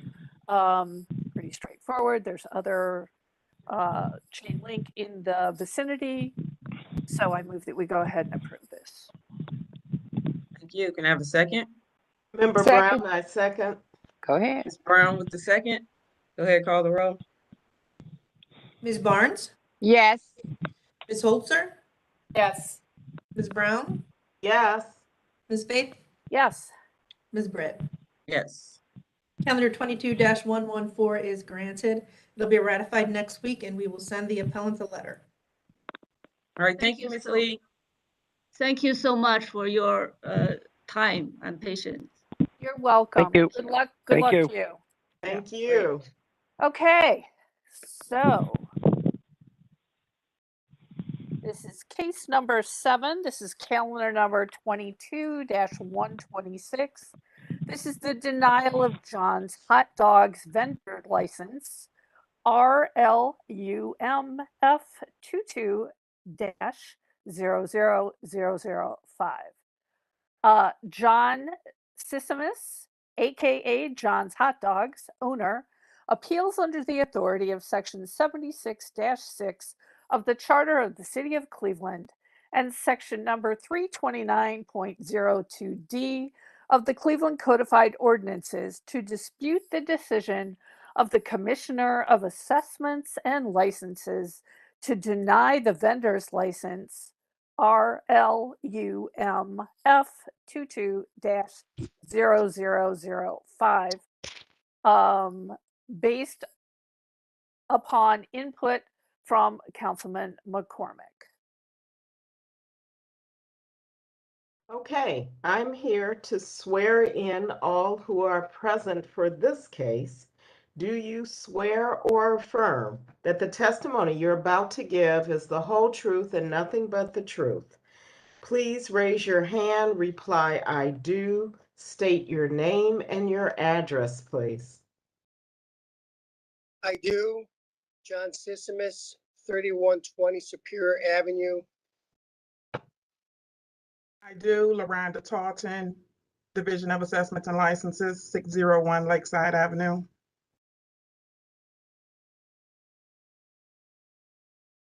Anyone else? Okay, Madam Chair. Thank you. Legal standard, please.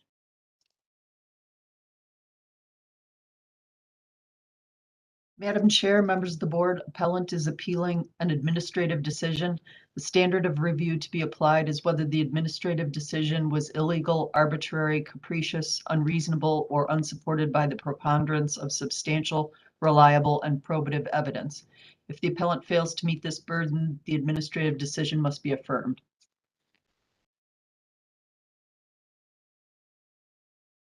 All right, thank you. Okay, Mr. Sissimus, tell us about your appeal.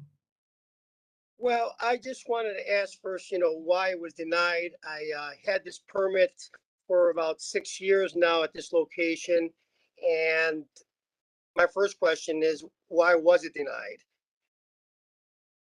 Ms. Talton, can you talk about that or not? Yes, ma'am.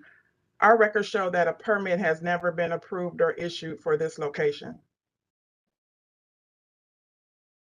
Well, I have last year's permit here in front of me that expired this year in April. And it has the location of West 25th Lorraine Avenue, northwest corner. And I had them prior to these years at the same location that I applied for. If you want me to show you it, and if it helps, hold on one second. This permit is an annual permit, and Yeah. each year, I'm sorry. No, I was going to say, I thought this was like a yearly thing you had to do, but you were getting to that. So go ahead and explain. Yes, ma'am. So each year, this is the applicant must submit a new application for each location that they wish to operate from. The application is then forwarded to the council member of the ward, which in this case is Ward 3.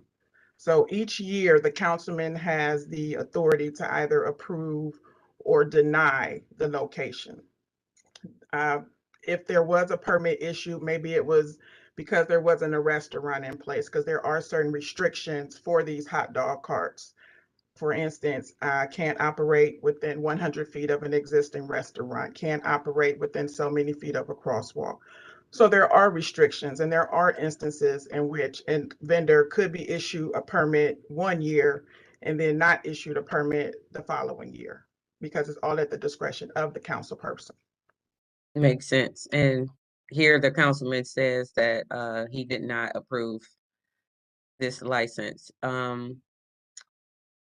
So Ms. Talton, do we have so apparently was it 2021 was the last time he was approved for? I'm looking at my records. I'm in Excel now.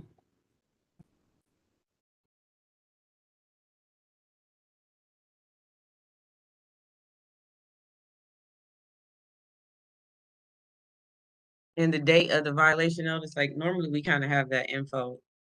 Liz, do we have any of that info? I don't believe there was a violation notice issued to Mr. Sissimus. I believe this was just the submission of his annual renewal application. Okay. And Councilman McCormick denied it. Okay. All right. Well, we have to go by the councilman's word here. If you can't find that he had a permit for this area. Excuse me, I do have a permit. And Mr. Sissimus, what's your permit number, please? I want to speak to Madam Chair first, please, if I have the right to. Okay, absolutely. Yes. I do have the permit here from last year, and I also have from previous years of that location. And that's why I don't understand why, Mrs. Talton is saying that I didn't ever have an application. And this is actually last year's here that I have to look in the square box that says the location of West 25th Northwest corner, and then the year 2 of when it expired this year in April. And I have, of course, from 20 to 21, and I believe I still have on record maybe up to 19 to 20, even through COVID. So, I mean, I just don't understand why I am not getting renewed this location on top of the reason because of with COVID going on, that it hurt a lot of us in this business over here, this field for me and hot dogs for my living. And also, you know, I depend on this location for the fact of many reasons. You know, I pay property taxes. I have a commissary that I store these where, and I pay over close to like $7,000 a year of property taxes, which these cards here help me to maintain my commissary, pay my taxes, and also make a living. And if I don't see some kind of reason of why all of a sudden after, you know, at least I believe 6 years that I had this location here to be denied, it's going to really hurt me, and it's going to really make it hard for me to move forward as living and to maintain the property and these taxes that I pay every year in the city of Cleveland. And I understand that, Mr. Sissimus. It's right here, Ms. Talton, you know, explained that the councilman has, you know, the right to approve where your location is. And here, Councilman McCormick said that you're you were not approved for that for this year because you will be within 100 feet of a food service business. Is that correct, Ms. Talton? That is correct. And Mr. Sissimus is correct. Councilman did approve him for last year. When I see a permit issued, but there was yes, that did expire in 2020. So he is correct. He was issued a permit last year. Madam Chair, may I say one thing? That it Sure. might be worth clarifying the location for the permit. As I read the email that's in front of us on the screen, there is no location referenced on that email. Mr. Sissimus is talking about West 25th Street. And in our citation, Maurice referenced Superior and 30th Street on the thing that, you know, the PowerPoint that was before us. So just making sure we're all talking about the same site might make sense. The location in question is the northwest corner of West 25th and Lorraine Avenue, directly across the street from the West Side Market. Okay. And it's not listed on the councilman's email that I can see. No, he just says it's 100 feet from food service business, but he doesn't give the. That's all I wanted to actual share, just to make sure we're all Yeah. talking No, about the that's- same place. No, that was a good thing to bring up. So, Ms. Talton, so here's where I'm confused. If he did have a permit, and it expired on this certain date, Mr. Sissimus, maybe you can answer this. So you're here because you think you should get this permit even because you had it the last few years. I just think that, you know, I don't understand. When I had the permit before, there was the same distance from before any restaurants that were buying me, and they approved it. Now, I don't know what got closer to me at this location here that now they're denying it. And I had it for many years prior to this. Okay, so I'm Liz or Maurice, because I'm a little confused about why we're hearing this, if this was denied by the councilman and there's not like any kind of, like he didn't get like written up or a ticket or something. So I'm confused about why we're here. Well, the ordinance reads that if the applicant is denied the location, he has the right to appeal to BOZA. So that's why we're here. He was never issued a citation or anything of that nature. He's just appealing the denial of the application. Okay, so all right. Maurice, Madam Chair, I'm sorry, there's one more thing. There is a letter that should have been sent over to Maurice that was issued on June 29th, 2020. So that's, or sorry, 2022. That is the document that he would be appealing from. It's the it shows the action that he is appealing from, and it was signed by Dedrick Stevens. If Mr. Rollins doesn't have that, I can scan it over and send it to him if you'd like to see it. But it just states that the application that's mentioned in the write-up was denied by the councilman and that the operations within this ward must cease immediately. And it just states that he can appeal that decision to us. It's a very simple letter.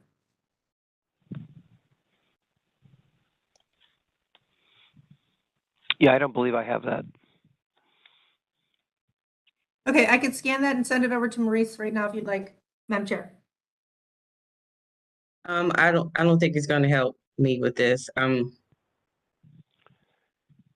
not sure how current Google Maps, this picture, the date is August 2021, but there's a supermarket on that corner. I'm not sure if that's still open. And then it's also directly across the street from the West Side Market. Which my location was approved many years ago before, and that West Side Market was right across the street, and also all the other places there. And the councilman sent what he sent, so that's like his position, so. And the ordinance is very specific as to the location restrictions. Mr. Sissimus, like I stated, he was issued a permit in the past, but I don't know if there's a food service operation in the front of the market. I'm not sure. I haven't been there in a while, so I'm not directly positive on what's right at the front door of the market. And I'm across the street on northwest corner though, and my distance should be fine because like I said, the same distance that they're speaking about now was the same distance when they granted me the location. Madam Chair, quick question. Isn't the northwest corner of that intersection Market Park? Right? Yes. Looking at this aerial? Yes. Is that where you normally located in the park area, Mr. Sissimus? Yes, in the corner there, the northwest corner by the park area, by the northwest corner, correct. So there are restaurants, food service Yeah, it is. all around that area, but Like every corner. right. Right, but my distance was fine prior when I first applied for that location and they approved me for it. So they looked at that distance at that time too, and that's why I'm saying, why am I now being denied?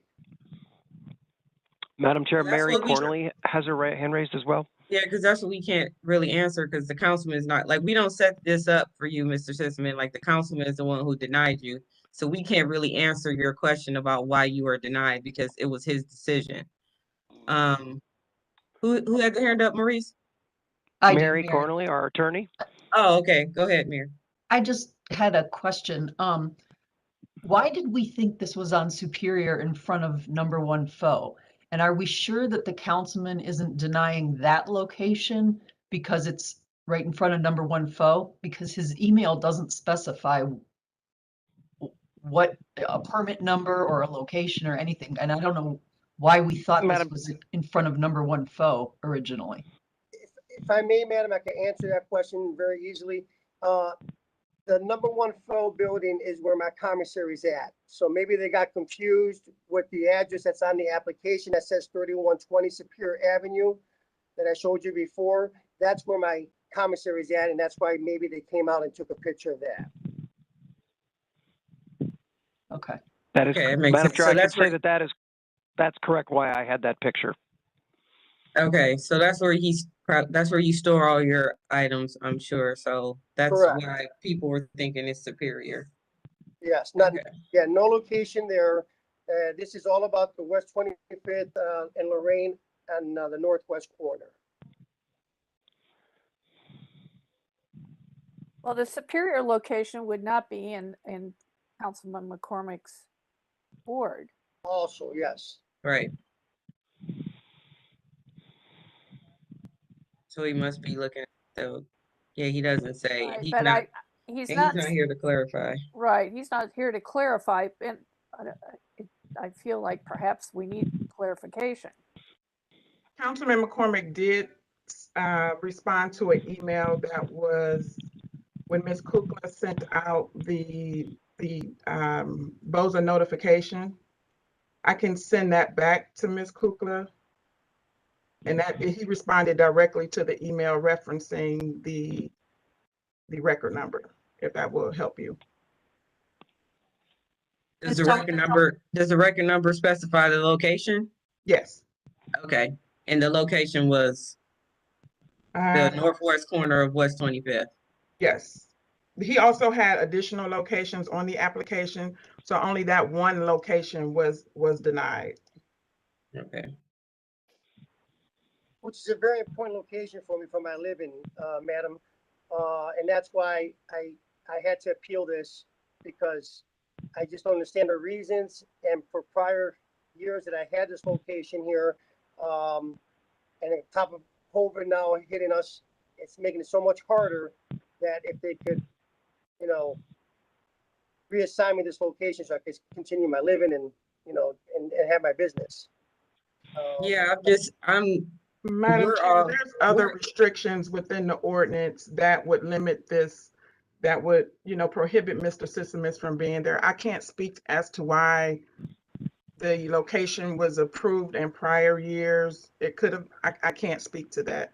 I can only speak to the violations of the ordinance that the cart has now. So in addition to being within 100 feet of a food service business, it can't be within 10 feet of a driveway, apron, or a crosswalk, or within 10 feet of a curb line. There's multiple restrictions for mobile food shops, rather, or hot dog carts located on public streets.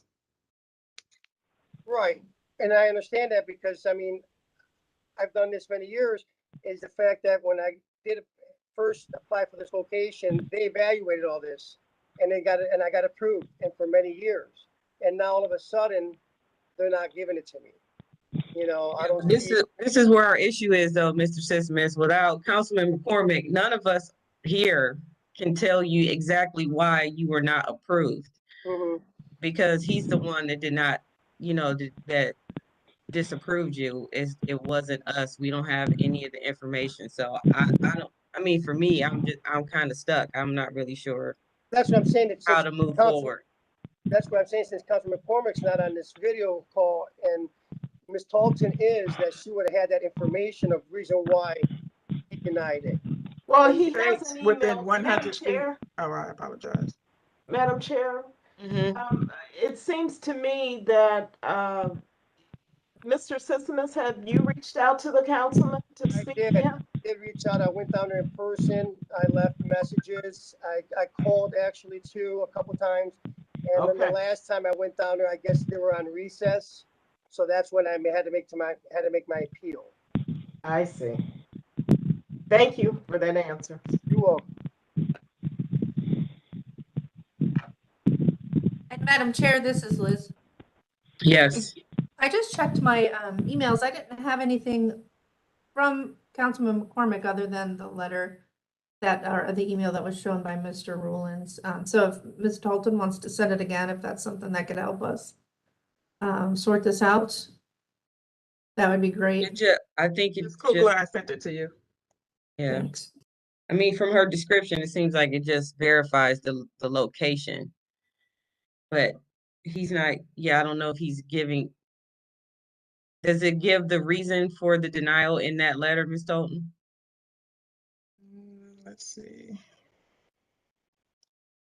Because if not, we're back to square one. And The email reads from Councilman McCormick on Monday, July 11th at 5:09 p.m. Ms. Kukla, thank you for the notice. This one is pretty simple. Per section 241.37, section 5 of the code, this request was in 100 feet of a food service business. That's why it was rejected. It's illegal. Please submit this comment to the board. Madam Chair, I would, in order to vote, I would like to know that the councilman responded to this specific location. And what we have in writing does not reference a location.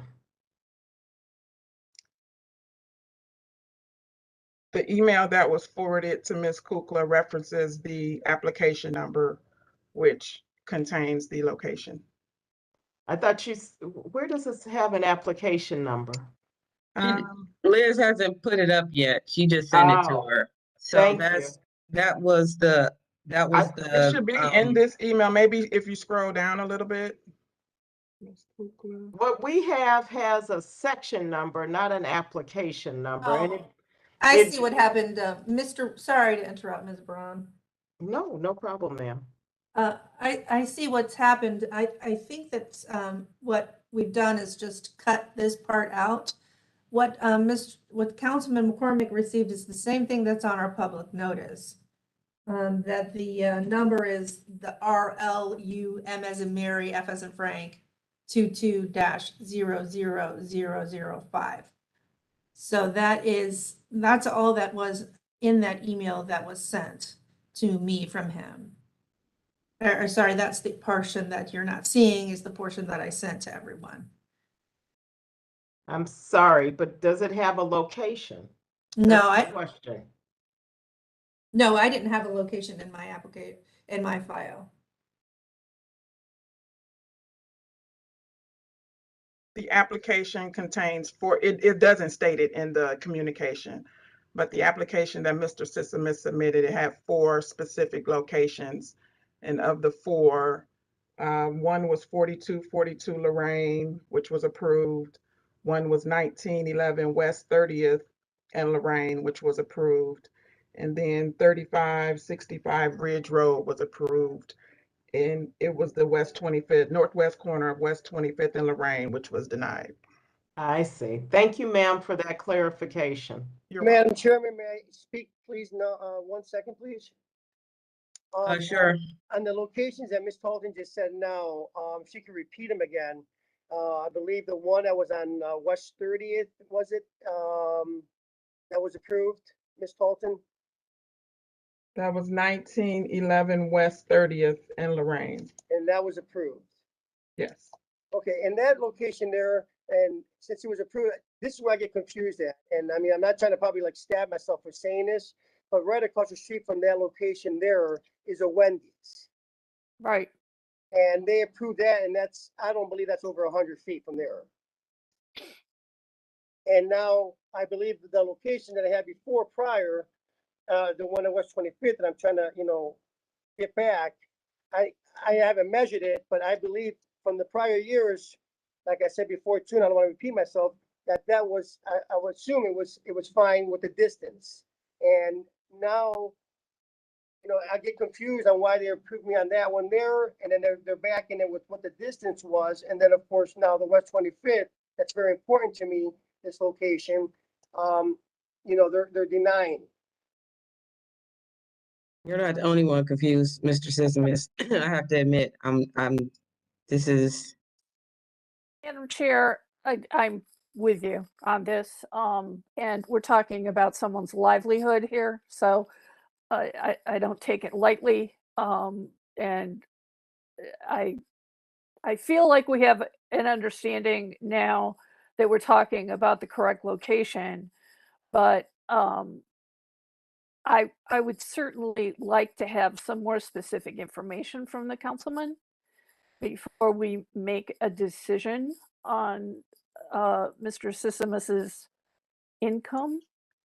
And I if he's not, because it's really, the reason he was denied is really between him and the councilman, but the councilman hasn't apparently responded to the specifics. And we don't have the specifics to really explain it to him. And I feel like perhaps we would benefit from knowing that information before we make a decision. That's just my thoughts on it, where we're at now. And Madam Chair, this is Liz. If I could speak. Please. So I could get this back on the agenda for August 1st. We could turn it around pretty quickly. It does seem like the file is not complete. I don't have the documentations that Ms. Talton is referencing. I'm sure you would want to see that. So I know it's probably not what the appellant wants to hear, but just for your information, we could get him back on the agenda within 2 weeks. and hopefully get this cleared up for you.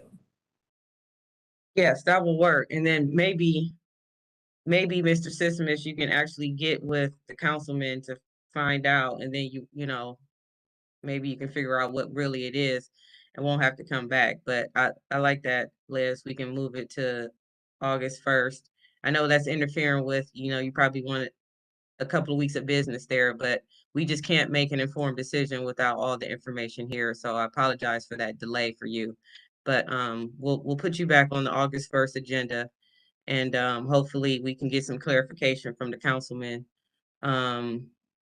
about exactly why the denial was, or he can tell you that, and you can, you know, decipher whether you still want to appeal this or not. So we'll give it a couple of weeks.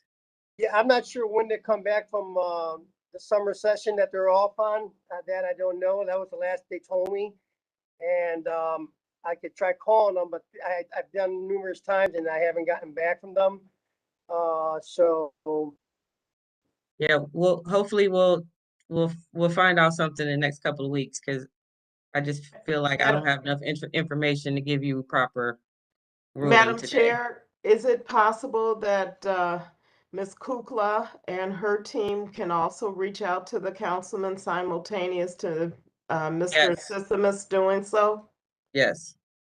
Madam Chair, also Mary Absolutely. Cornely also has her hand raised. Go ahead, Mary. Sorry, I just wanted to point out that the legal standard for this includes arbitrary. So it could be seen as arbitrary that in the one case he approved it and in the other he denied it. But I just wanted to point that out. That's That a was great my point. that was my sense of it too. Yeah, I think we need to be real clear here. So So that means in this case, Madam Chair, you could make a decision with that legal reminder. Just throwing that out there. I'm fine postponing it as if you wish. That's true. I mean, either way, board, is up to you if you want to make a decision now based on what Ms. Cornely just told us, or we can postpone to the 1st. I'd like to get clarification on information if we could. Okay, how's everyone else feel about that? I agree. Okay. Ms. Brown? I think you're muted. I agree to postponing to August 1st, which allows all of us more time for more information. Great. Ms. Barnes, okay with that? Yes, Okay. you hear me? Yes, I can hear you. Okay, I agree. Okay, good. All right, Mr. Smith, we'll see you August 1st. Hopefully something can work out by then. But we'll Okay. see you then. All right, thank you. thank you. And just to the board, to the new members, the council people still are working during their recess. It's just that they're not having their formal meetings that they usually do during the week. So they're still on the clock. So we could definitely reach out to him and get some response. Yeah. Would I also be able to get to him too? Would they respond to me? Because like I said, I tried numerous times to reach him and his assistant, and I had no luck. Well, hopefully from all different directions, someone will get them. So you keep trying to. Okay, All right, thank you. thank you. Okay, We got one more case, right? I Two more. have two more. Two more.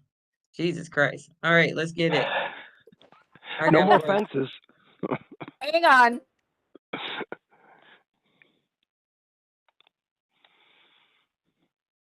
That was my alarm for to get back to my personal work. So there we go. So the next case was postponed from June 6, 2022. This is calendar number 22-73 at 1725 Holmden Avenue. Fisher and Payne LLC owner proposes to change use of an existing two-family dwelling to a three-family dwelling located in a B1 two-family residential district. The owner appeals for relief from the strict application of the Cleveland Codified Ordinances as stated in the agenda and the public record. And I think we remember this case. Just of note, it was postponed from June 6th at the request of the councilwoman to allow time for community review. And with that, to Ms. Brown for the oath. I'm swearing in all who are present for this case. Do you swear or affirm that the testimony you're about to give is the whole truth, nothing but the truth? Please raise your hand. Reply, I do. State your name and address, please.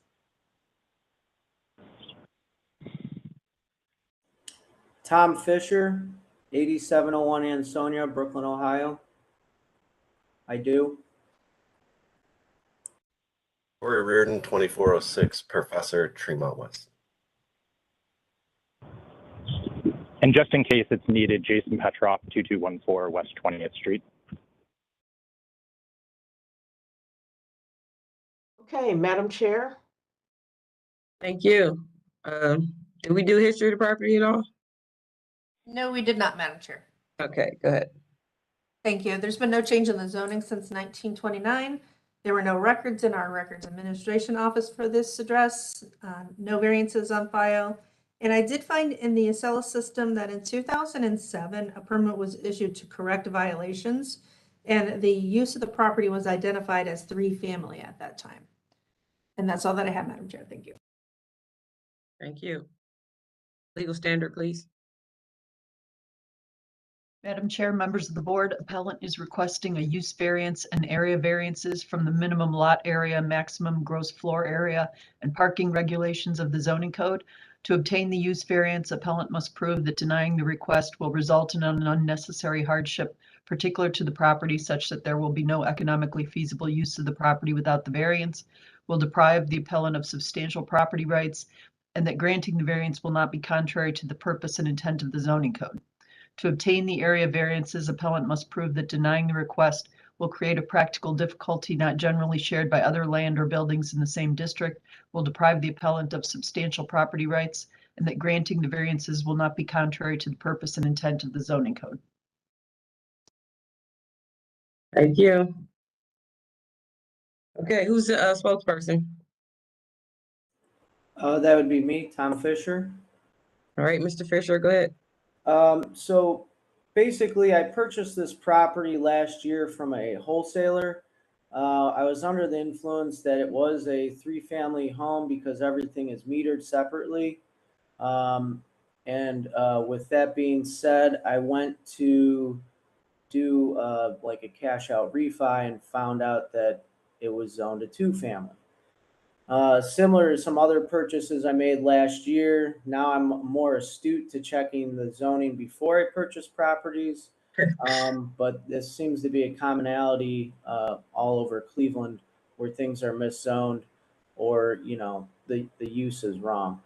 So all I'm trying to do is make things the way they actually are, which it's a 3-family. There's one unit on the first floor and 2 units on the second floor.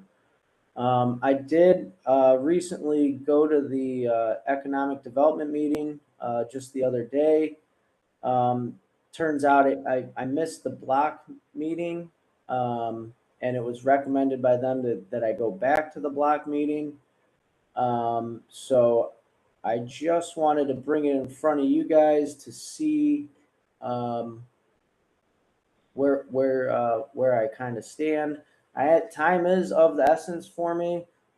If it is your recommendation that I go back to the block meeting, I definitely have no issues doing that. If you all want to make a decision today as well, I'm okay with that.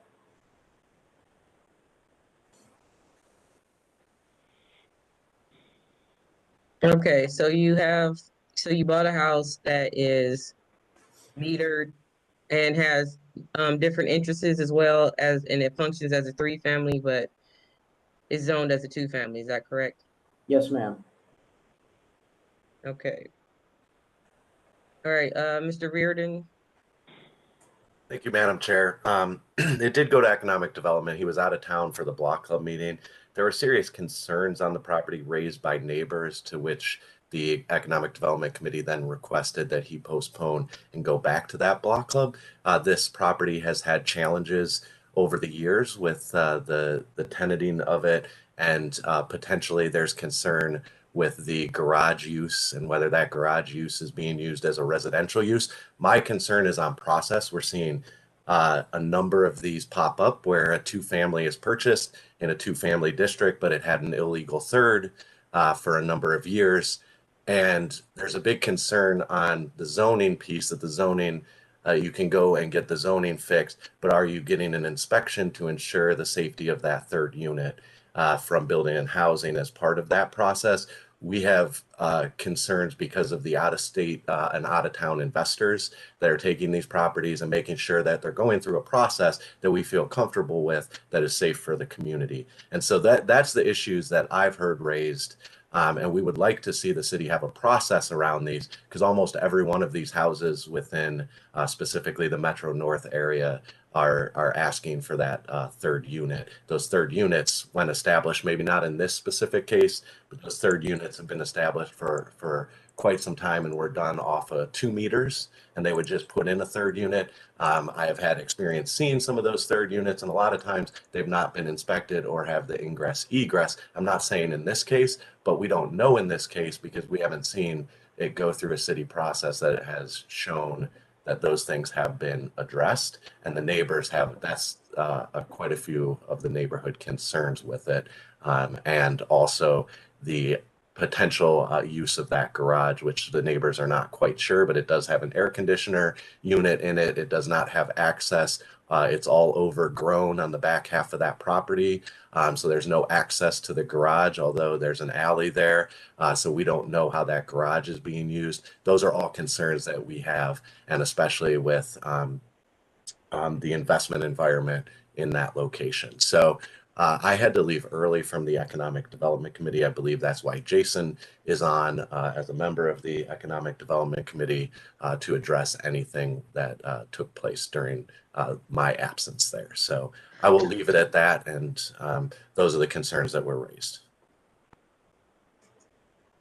Okay, Mr. Petrov, did Mr. Reardon leave off anything that you want to testify to? The only thing that I'd like to add, thank you, Corey, is that the Economic Development Committee did ask Mr. Fisher to request a postponement, and that was something that he said he would do to afford himself the opportunity to go back to the block club on the 26th of this month, which is next week, Tuesday. Those details were provided to him so that he could solicit community feedback, and then in 2 weeks from our meeting on the 14th, 3 weeks later, 3 weeks from last Thursday, Economic Development Committee was meeting again, and we would be able to, we would have been able to have heard him again. But it appears that he did not request that postponement, and so Economic Development Committee was not able to really officially render a decision because we had, again, made the recommendation and he had agreed to it before postponement of today's hearing before this board. So. Thank you. Thank you. Liz, you got your hand up? Thank you, Madam Chair. Just to the board members, I know, again, we have a couple that are new. The applicant is going through the process of making the 3-unit legal. So any inspections would not have happened yet. Once he gets the permit or gets the zoning approved, then the next step is for them to go to the building review. So any electrical or plumbing or anything like that would be reviewed after the zoning. And then inspections would happen after that for them to get their certificate of occupancy. So this is going in the correct order and the correct process. Just for your clarification. Great, thank you. See, Mr. Reardon has his hand back up. You're muted. You're muted. Thank you. Sorry, Madam Chair. My only concern with that is enforcement from the board to the building and housing to ensure that all inspections do take place, and that because according to Mr. Fisher, he did not plan on doing any upgrades. So if there was any occupancy requirements, those are usually triggered by the upgrades necessary, which if there's no upgrades requested, he now has legal authority to have that. And there's no follow through to the Building and Housing Department. And we've seen that in some cases. And I think, you know, that's a communication thing. I'm not blaming the board or anything, but that would be another concern in these cases without having that process clearly lined out by the city of Cleveland, that some of these things fall through the cracks as the investor properties continue to go from within a two-family district, trying to establish that third unit and making sure that it's safe, because those third units a lot of times are the most unsafe units in housing because they don't have proper ingress, egress, or any of the other things that, you know, would fall under the code. So that's a concern. And again, without having that inspection of this property, the current use and how it's being utilized, and the fact that this property has been a problem on this street under former ownership, we'd like that to be addressed prior to giving him the legal authority to do something outside the giving him an additional allowance. Thank you. Yeah, I believe, I mean, some of what you are requesting, Mr. Reardon, is outside of our purview here as the board, and it will be on Building and Housing to follow up to make sure that Mr. Fisher, you know, makes this process, you know, follows the process for the city. But I will call on Maurice. Are you going to be city planning rep? I am city planning rep again, Madam Chair. In light of Mr. Reardon's comments, you know, I mean, this is one of the variances they are seeking is for parking. And I'm concerned about his comments about potentially there being a residential unit in the parking garage in the rear. I mean, it is kind of odd to have a air conditioning unit in a garage space. So I think I would recommend postponement until it goes to the block club, and maybe they could work out some more of these issues. I would love to have Building and Housing actually send an inspector out there to find out if something like that is actually going on in the garage. Mr. Fisher, do you know what's happening? Yes, ma'am. So I honestly don't mind the postponement either. Okay. I did agree to that in the economic hearing. And I told them that I'd do that, so I have no problem doing that. If we really do have to get an inspector out there, you know, what's an issue with that is I am on somewhat of a timeline. I know that the tenant cuts hair out of the garage, so I know that's, you know, I'm being completely honest with you that after they come home from work, they cut hair periodically. I don't know how active that is, or even if that's still a thing. I actually just recently had to evict the two tenants in the upper units. So we did have to move we moved one out, and the other one we're still going through the process. I'm all about having good tenants, you know, that pay their rents and that, you know, take care of a property. So, you know, with that said, you know, that's part of my duty to the city as well. This is not a one-off for me. I have, you know, well over 50 properties that I have the same thing with going on as this property here, you know, not as far as like the zoning, but as far as, you know, making the property nicer, you know, getting rid of the bad tenants, moving in good tenants, that sort of thing. All right, well, Mr. Fisher, if you don't mind the postponement, we'll grant it. Liz, can you give me a date? Madam Chair? Yes. I'd also like to remind Mr. Fisher to not rent to 3 occupants until this is approved.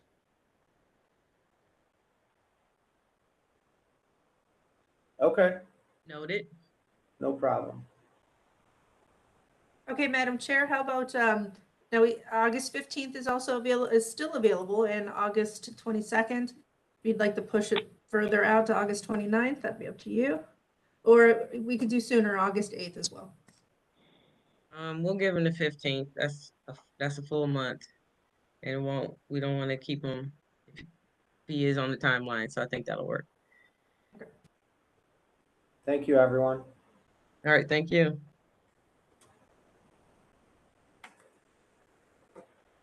Okay, our final case for the day.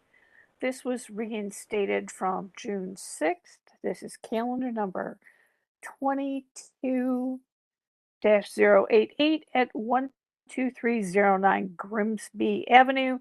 A public works invoice WO-7010-1279805 /1279806.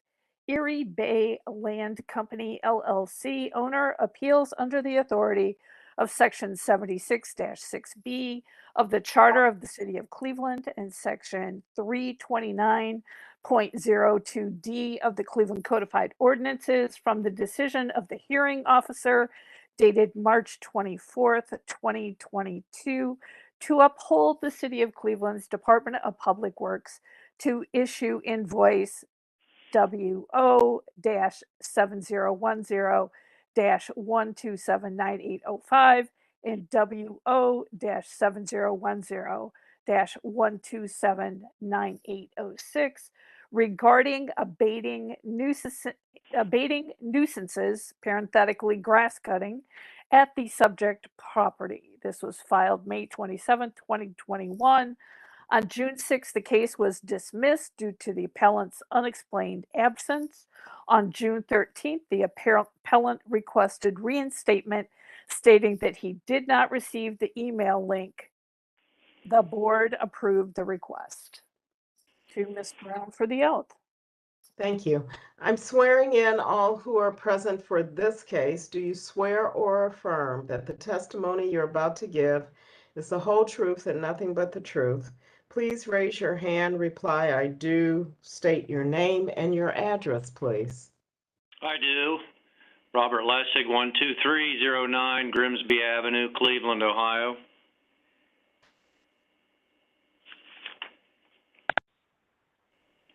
Did anybody hear me? Yes, sir. Thank you. Anyone else? I do. LaRonda Talton, Division of Assessments and Licenses, 601 Lakeside Avenue. Thank you, Ms. Talton. You're welcome. Anyone else? I do. Ariel Kolk, City of Cleveland, 601 Lakeside Avenue. Thank you, ma'am. Okay. Anyone else? Madam Chair. Thank you. Legal standard, please. Madam Chair, members of the board, appellant is appealing an administrative decision. The standard of review to be applied is whether the administrative decision was illegal, arbitrary, capricious, unreasonable, or unsupported by the preponderance of substantial, reliable, and probative evidence. If the appellant fails to meet this burden, the administrative decision must be affirmed. Okay. Robert, I didn't catch your last name. Yes, Madam Chairman. Lessig, Lessig. Lessig. Okay, go ahead. These parcels are not abandoned nor neglected. They serve as employee parking lots for the two small businesses that are located across the street. Employees park there from 7 in the morning to 5 o'clock p.m. every day, Monday through Friday, excluding holidays.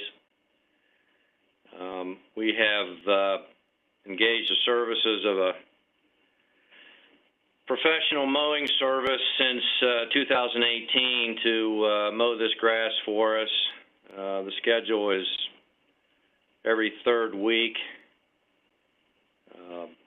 The mowing service comes on Tuesdays. The date of the service, September 28, 2021, was a Monday. Our service was scheduled to come the following day. We also, of course, we didn't need to that day, but we would like the board to have this invoice these invoices credited. Okay. Hello, I'm sorry. My phone was malfunctioning. I wanted to get sworn in. Oh, Ms. Brewster, yes. Yes. Swear her in, please, Ms. Brown.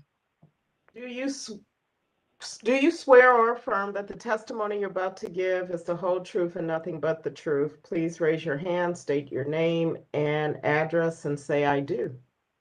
I do. Natasha Brewster, 500 Lakeside Avenue. Madam Chair. Thank you. Okay, Ms. Brewster, I'm sure you have some background information for us on this. Okay, these are two different parcel numbers with two different work orders. They are both vacant lots, and I received a protest on November 16, 2021, and Mr. Matthew or Mr. Leeson did not send in supporting documentation on who maintains the property. They were also scheduled. They sent me information to schedule a hearing with me on March 23rd, 2022 at 1:30 that neither showed or called to reschedule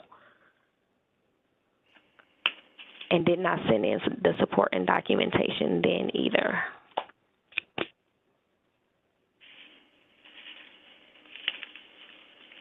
Okay, so yeah, how are you supposed to pull back the invoice for the cutting if they weren't showing you that they normally get it cut? Robert, is there a reason why you didn't show for your hearing on March 23rd? Yeah, this is Robert Lessig. I'm holding a priority mail envelope dated March the 10th, 2022, wherein a request for a continuance was submitted, and it was then returned to sender. Attempted, not known, unable to forward, returned to sender. Not sure why, but by then the hearing had come and gone.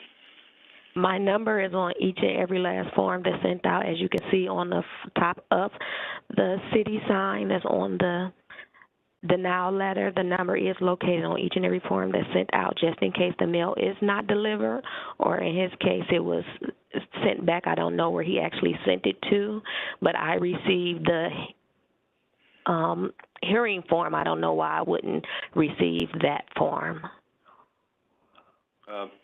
Madam Chair, may I speak? Yes. I don't know. The address is City of Cleveland, 500 Lakeside Avenue, 4th floor, Cleveland, OH, 44114.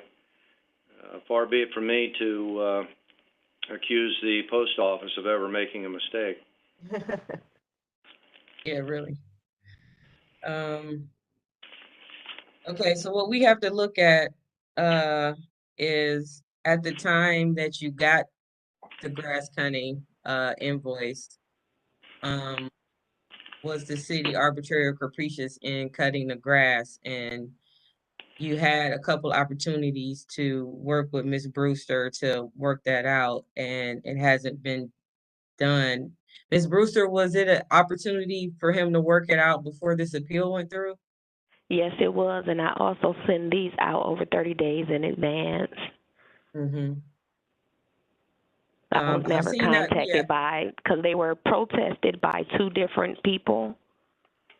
So I never received a phone call from either one, Mr. Leeson or Mr.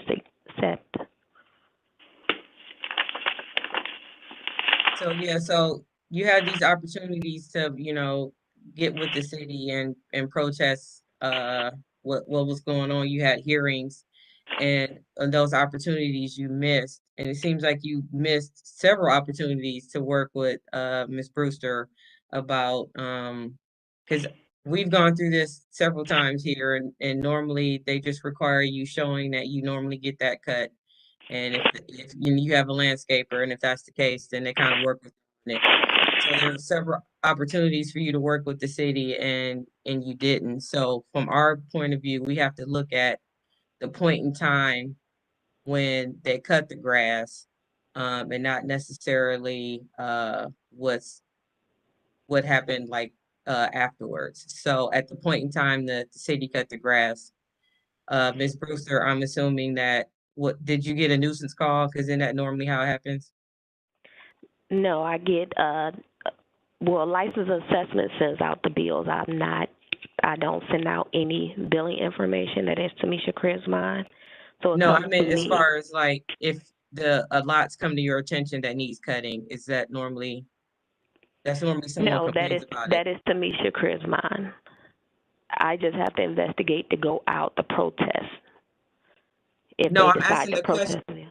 Oh, no, I got it. I'm just asking the question is like, is that normally why the city goes out to cut grass? Is that someone complained about it? It could be a complaint, or the live inspector have to evaluate each and every property that they are assigned in the ward of that day. Okay. And the inspector comes out, and then later on, a work order is created for a work crew to come out. At the time that the work crew come out and the property is still not serviced, the crew have to service that property. If it is serviced already, they have tablets where they put no violation observed, and we cannot charge because they took care of the property. Gotcha. All right, thank you. Mm-hmm. Ms. Talton or Ms. Koch, did you want to add anything? Hold on one second. Yes, yes. Ms. Talton or Ms. Koch, did you want to add anything? No, ma'am. No. Okay. All right, go ahead, Robert. I have correspondence dated November 12, 2021, acknowledging receipt of the invoices and stating reasons to cancel due to that we employed the services of a landscape company. Then that was denied, and then we also have a correspondence on February 14, 2022, where we submitted notice that a representative from our company would not be able to attend the hearing scheduled for February 23, and therefore requested a continuance, and we asked that the next hearing not be scheduled before April 5, but it was scheduled March 23rd anyway. And that brings that us to, letter never reached me. That must be the same letter that he's saying that it was returned to sender. I do not have that letter. No, I still have the floor. Now, this February 14 letter must have reached you because your department did schedule a continuance, but instead of making it after April 5, it was made March 23rd, and so then on March 10, notice had to be sent, and that's the one that was delivered as undeliverable. But anyway, that brings us to today. So we tried to resolve it. Never did get a hearing, but until today. Well, this is your appeal. Okay. Appeal. You're right. It's an appeal. All right. I'm finished. So you may make your ruling, board. All right. Board members, questions?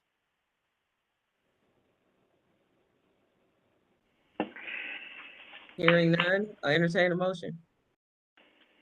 Madam Chair, we have no questions. And hearing testimony from the appellant and the representatives from various departments pertaining to this, I move that we uphold the invoice for calendar number 22-088. I have a second. Second, Ms. Barnes. Ms. Barnes with the second. Go ahead, call the roll. Ms. Brown, Yes. Ms. Holzer, Yes. Ms. Barnes, Yes. Ms. Faith, Yes. Ms. Brett. Yes. Calendar number 22-088 has been denied. It'll be ratified next Monday, and we will send the appellant a letter. Thank you. Thank you, everyone. That concludes our cases. We're on to old business, Madam Chair. All right, old business 1 through 6 and 10 and 11 without objection.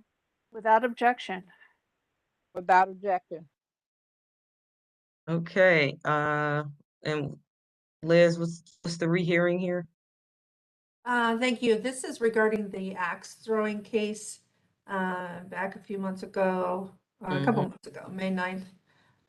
It was denied due to a tied vote. The appellant at the time stated that he had some additional information that he was not able to have at the time. So now we finally received written document or written request to rehear it. However, we don't have a full, they haven't submitted actual, the items that they're speaking of here. We don't have those yet. They are requesting to have a rehearing to present those to you. I don't understand. Yeah, yeah, they want the rehearing, but they haven't submitted the documentation for us to make that consideration yet. Right. Well, there is a summary of what they would like. I believe I sent it to you, although it's all pretty much here in the in our summary. So it's up to, so if the board would like to ask for the documentation now, or, you know, they're arguing that they have these things and would like to present them to you. But I do, I know our rules and regulations do require them to make proof before the, before you decide to do it, so. Yeah, Or I mean, decide to rehear it. yeah, if we get the new information, then we can definitely discuss, you know, having the rehearing, but I feel like we should have the information in front of us first before we make a decision on it. Okay, we can give it another week and I can see if I can get that Yes. documentation. Madam Chair, I see Adam Rosen has his hand raised. Okay. Good afternoon. We have submitted documentation for the petitions and community support. The last bit that we're waiting on and is still being negotiated is the parking agreement, which speaks directly to the variance request.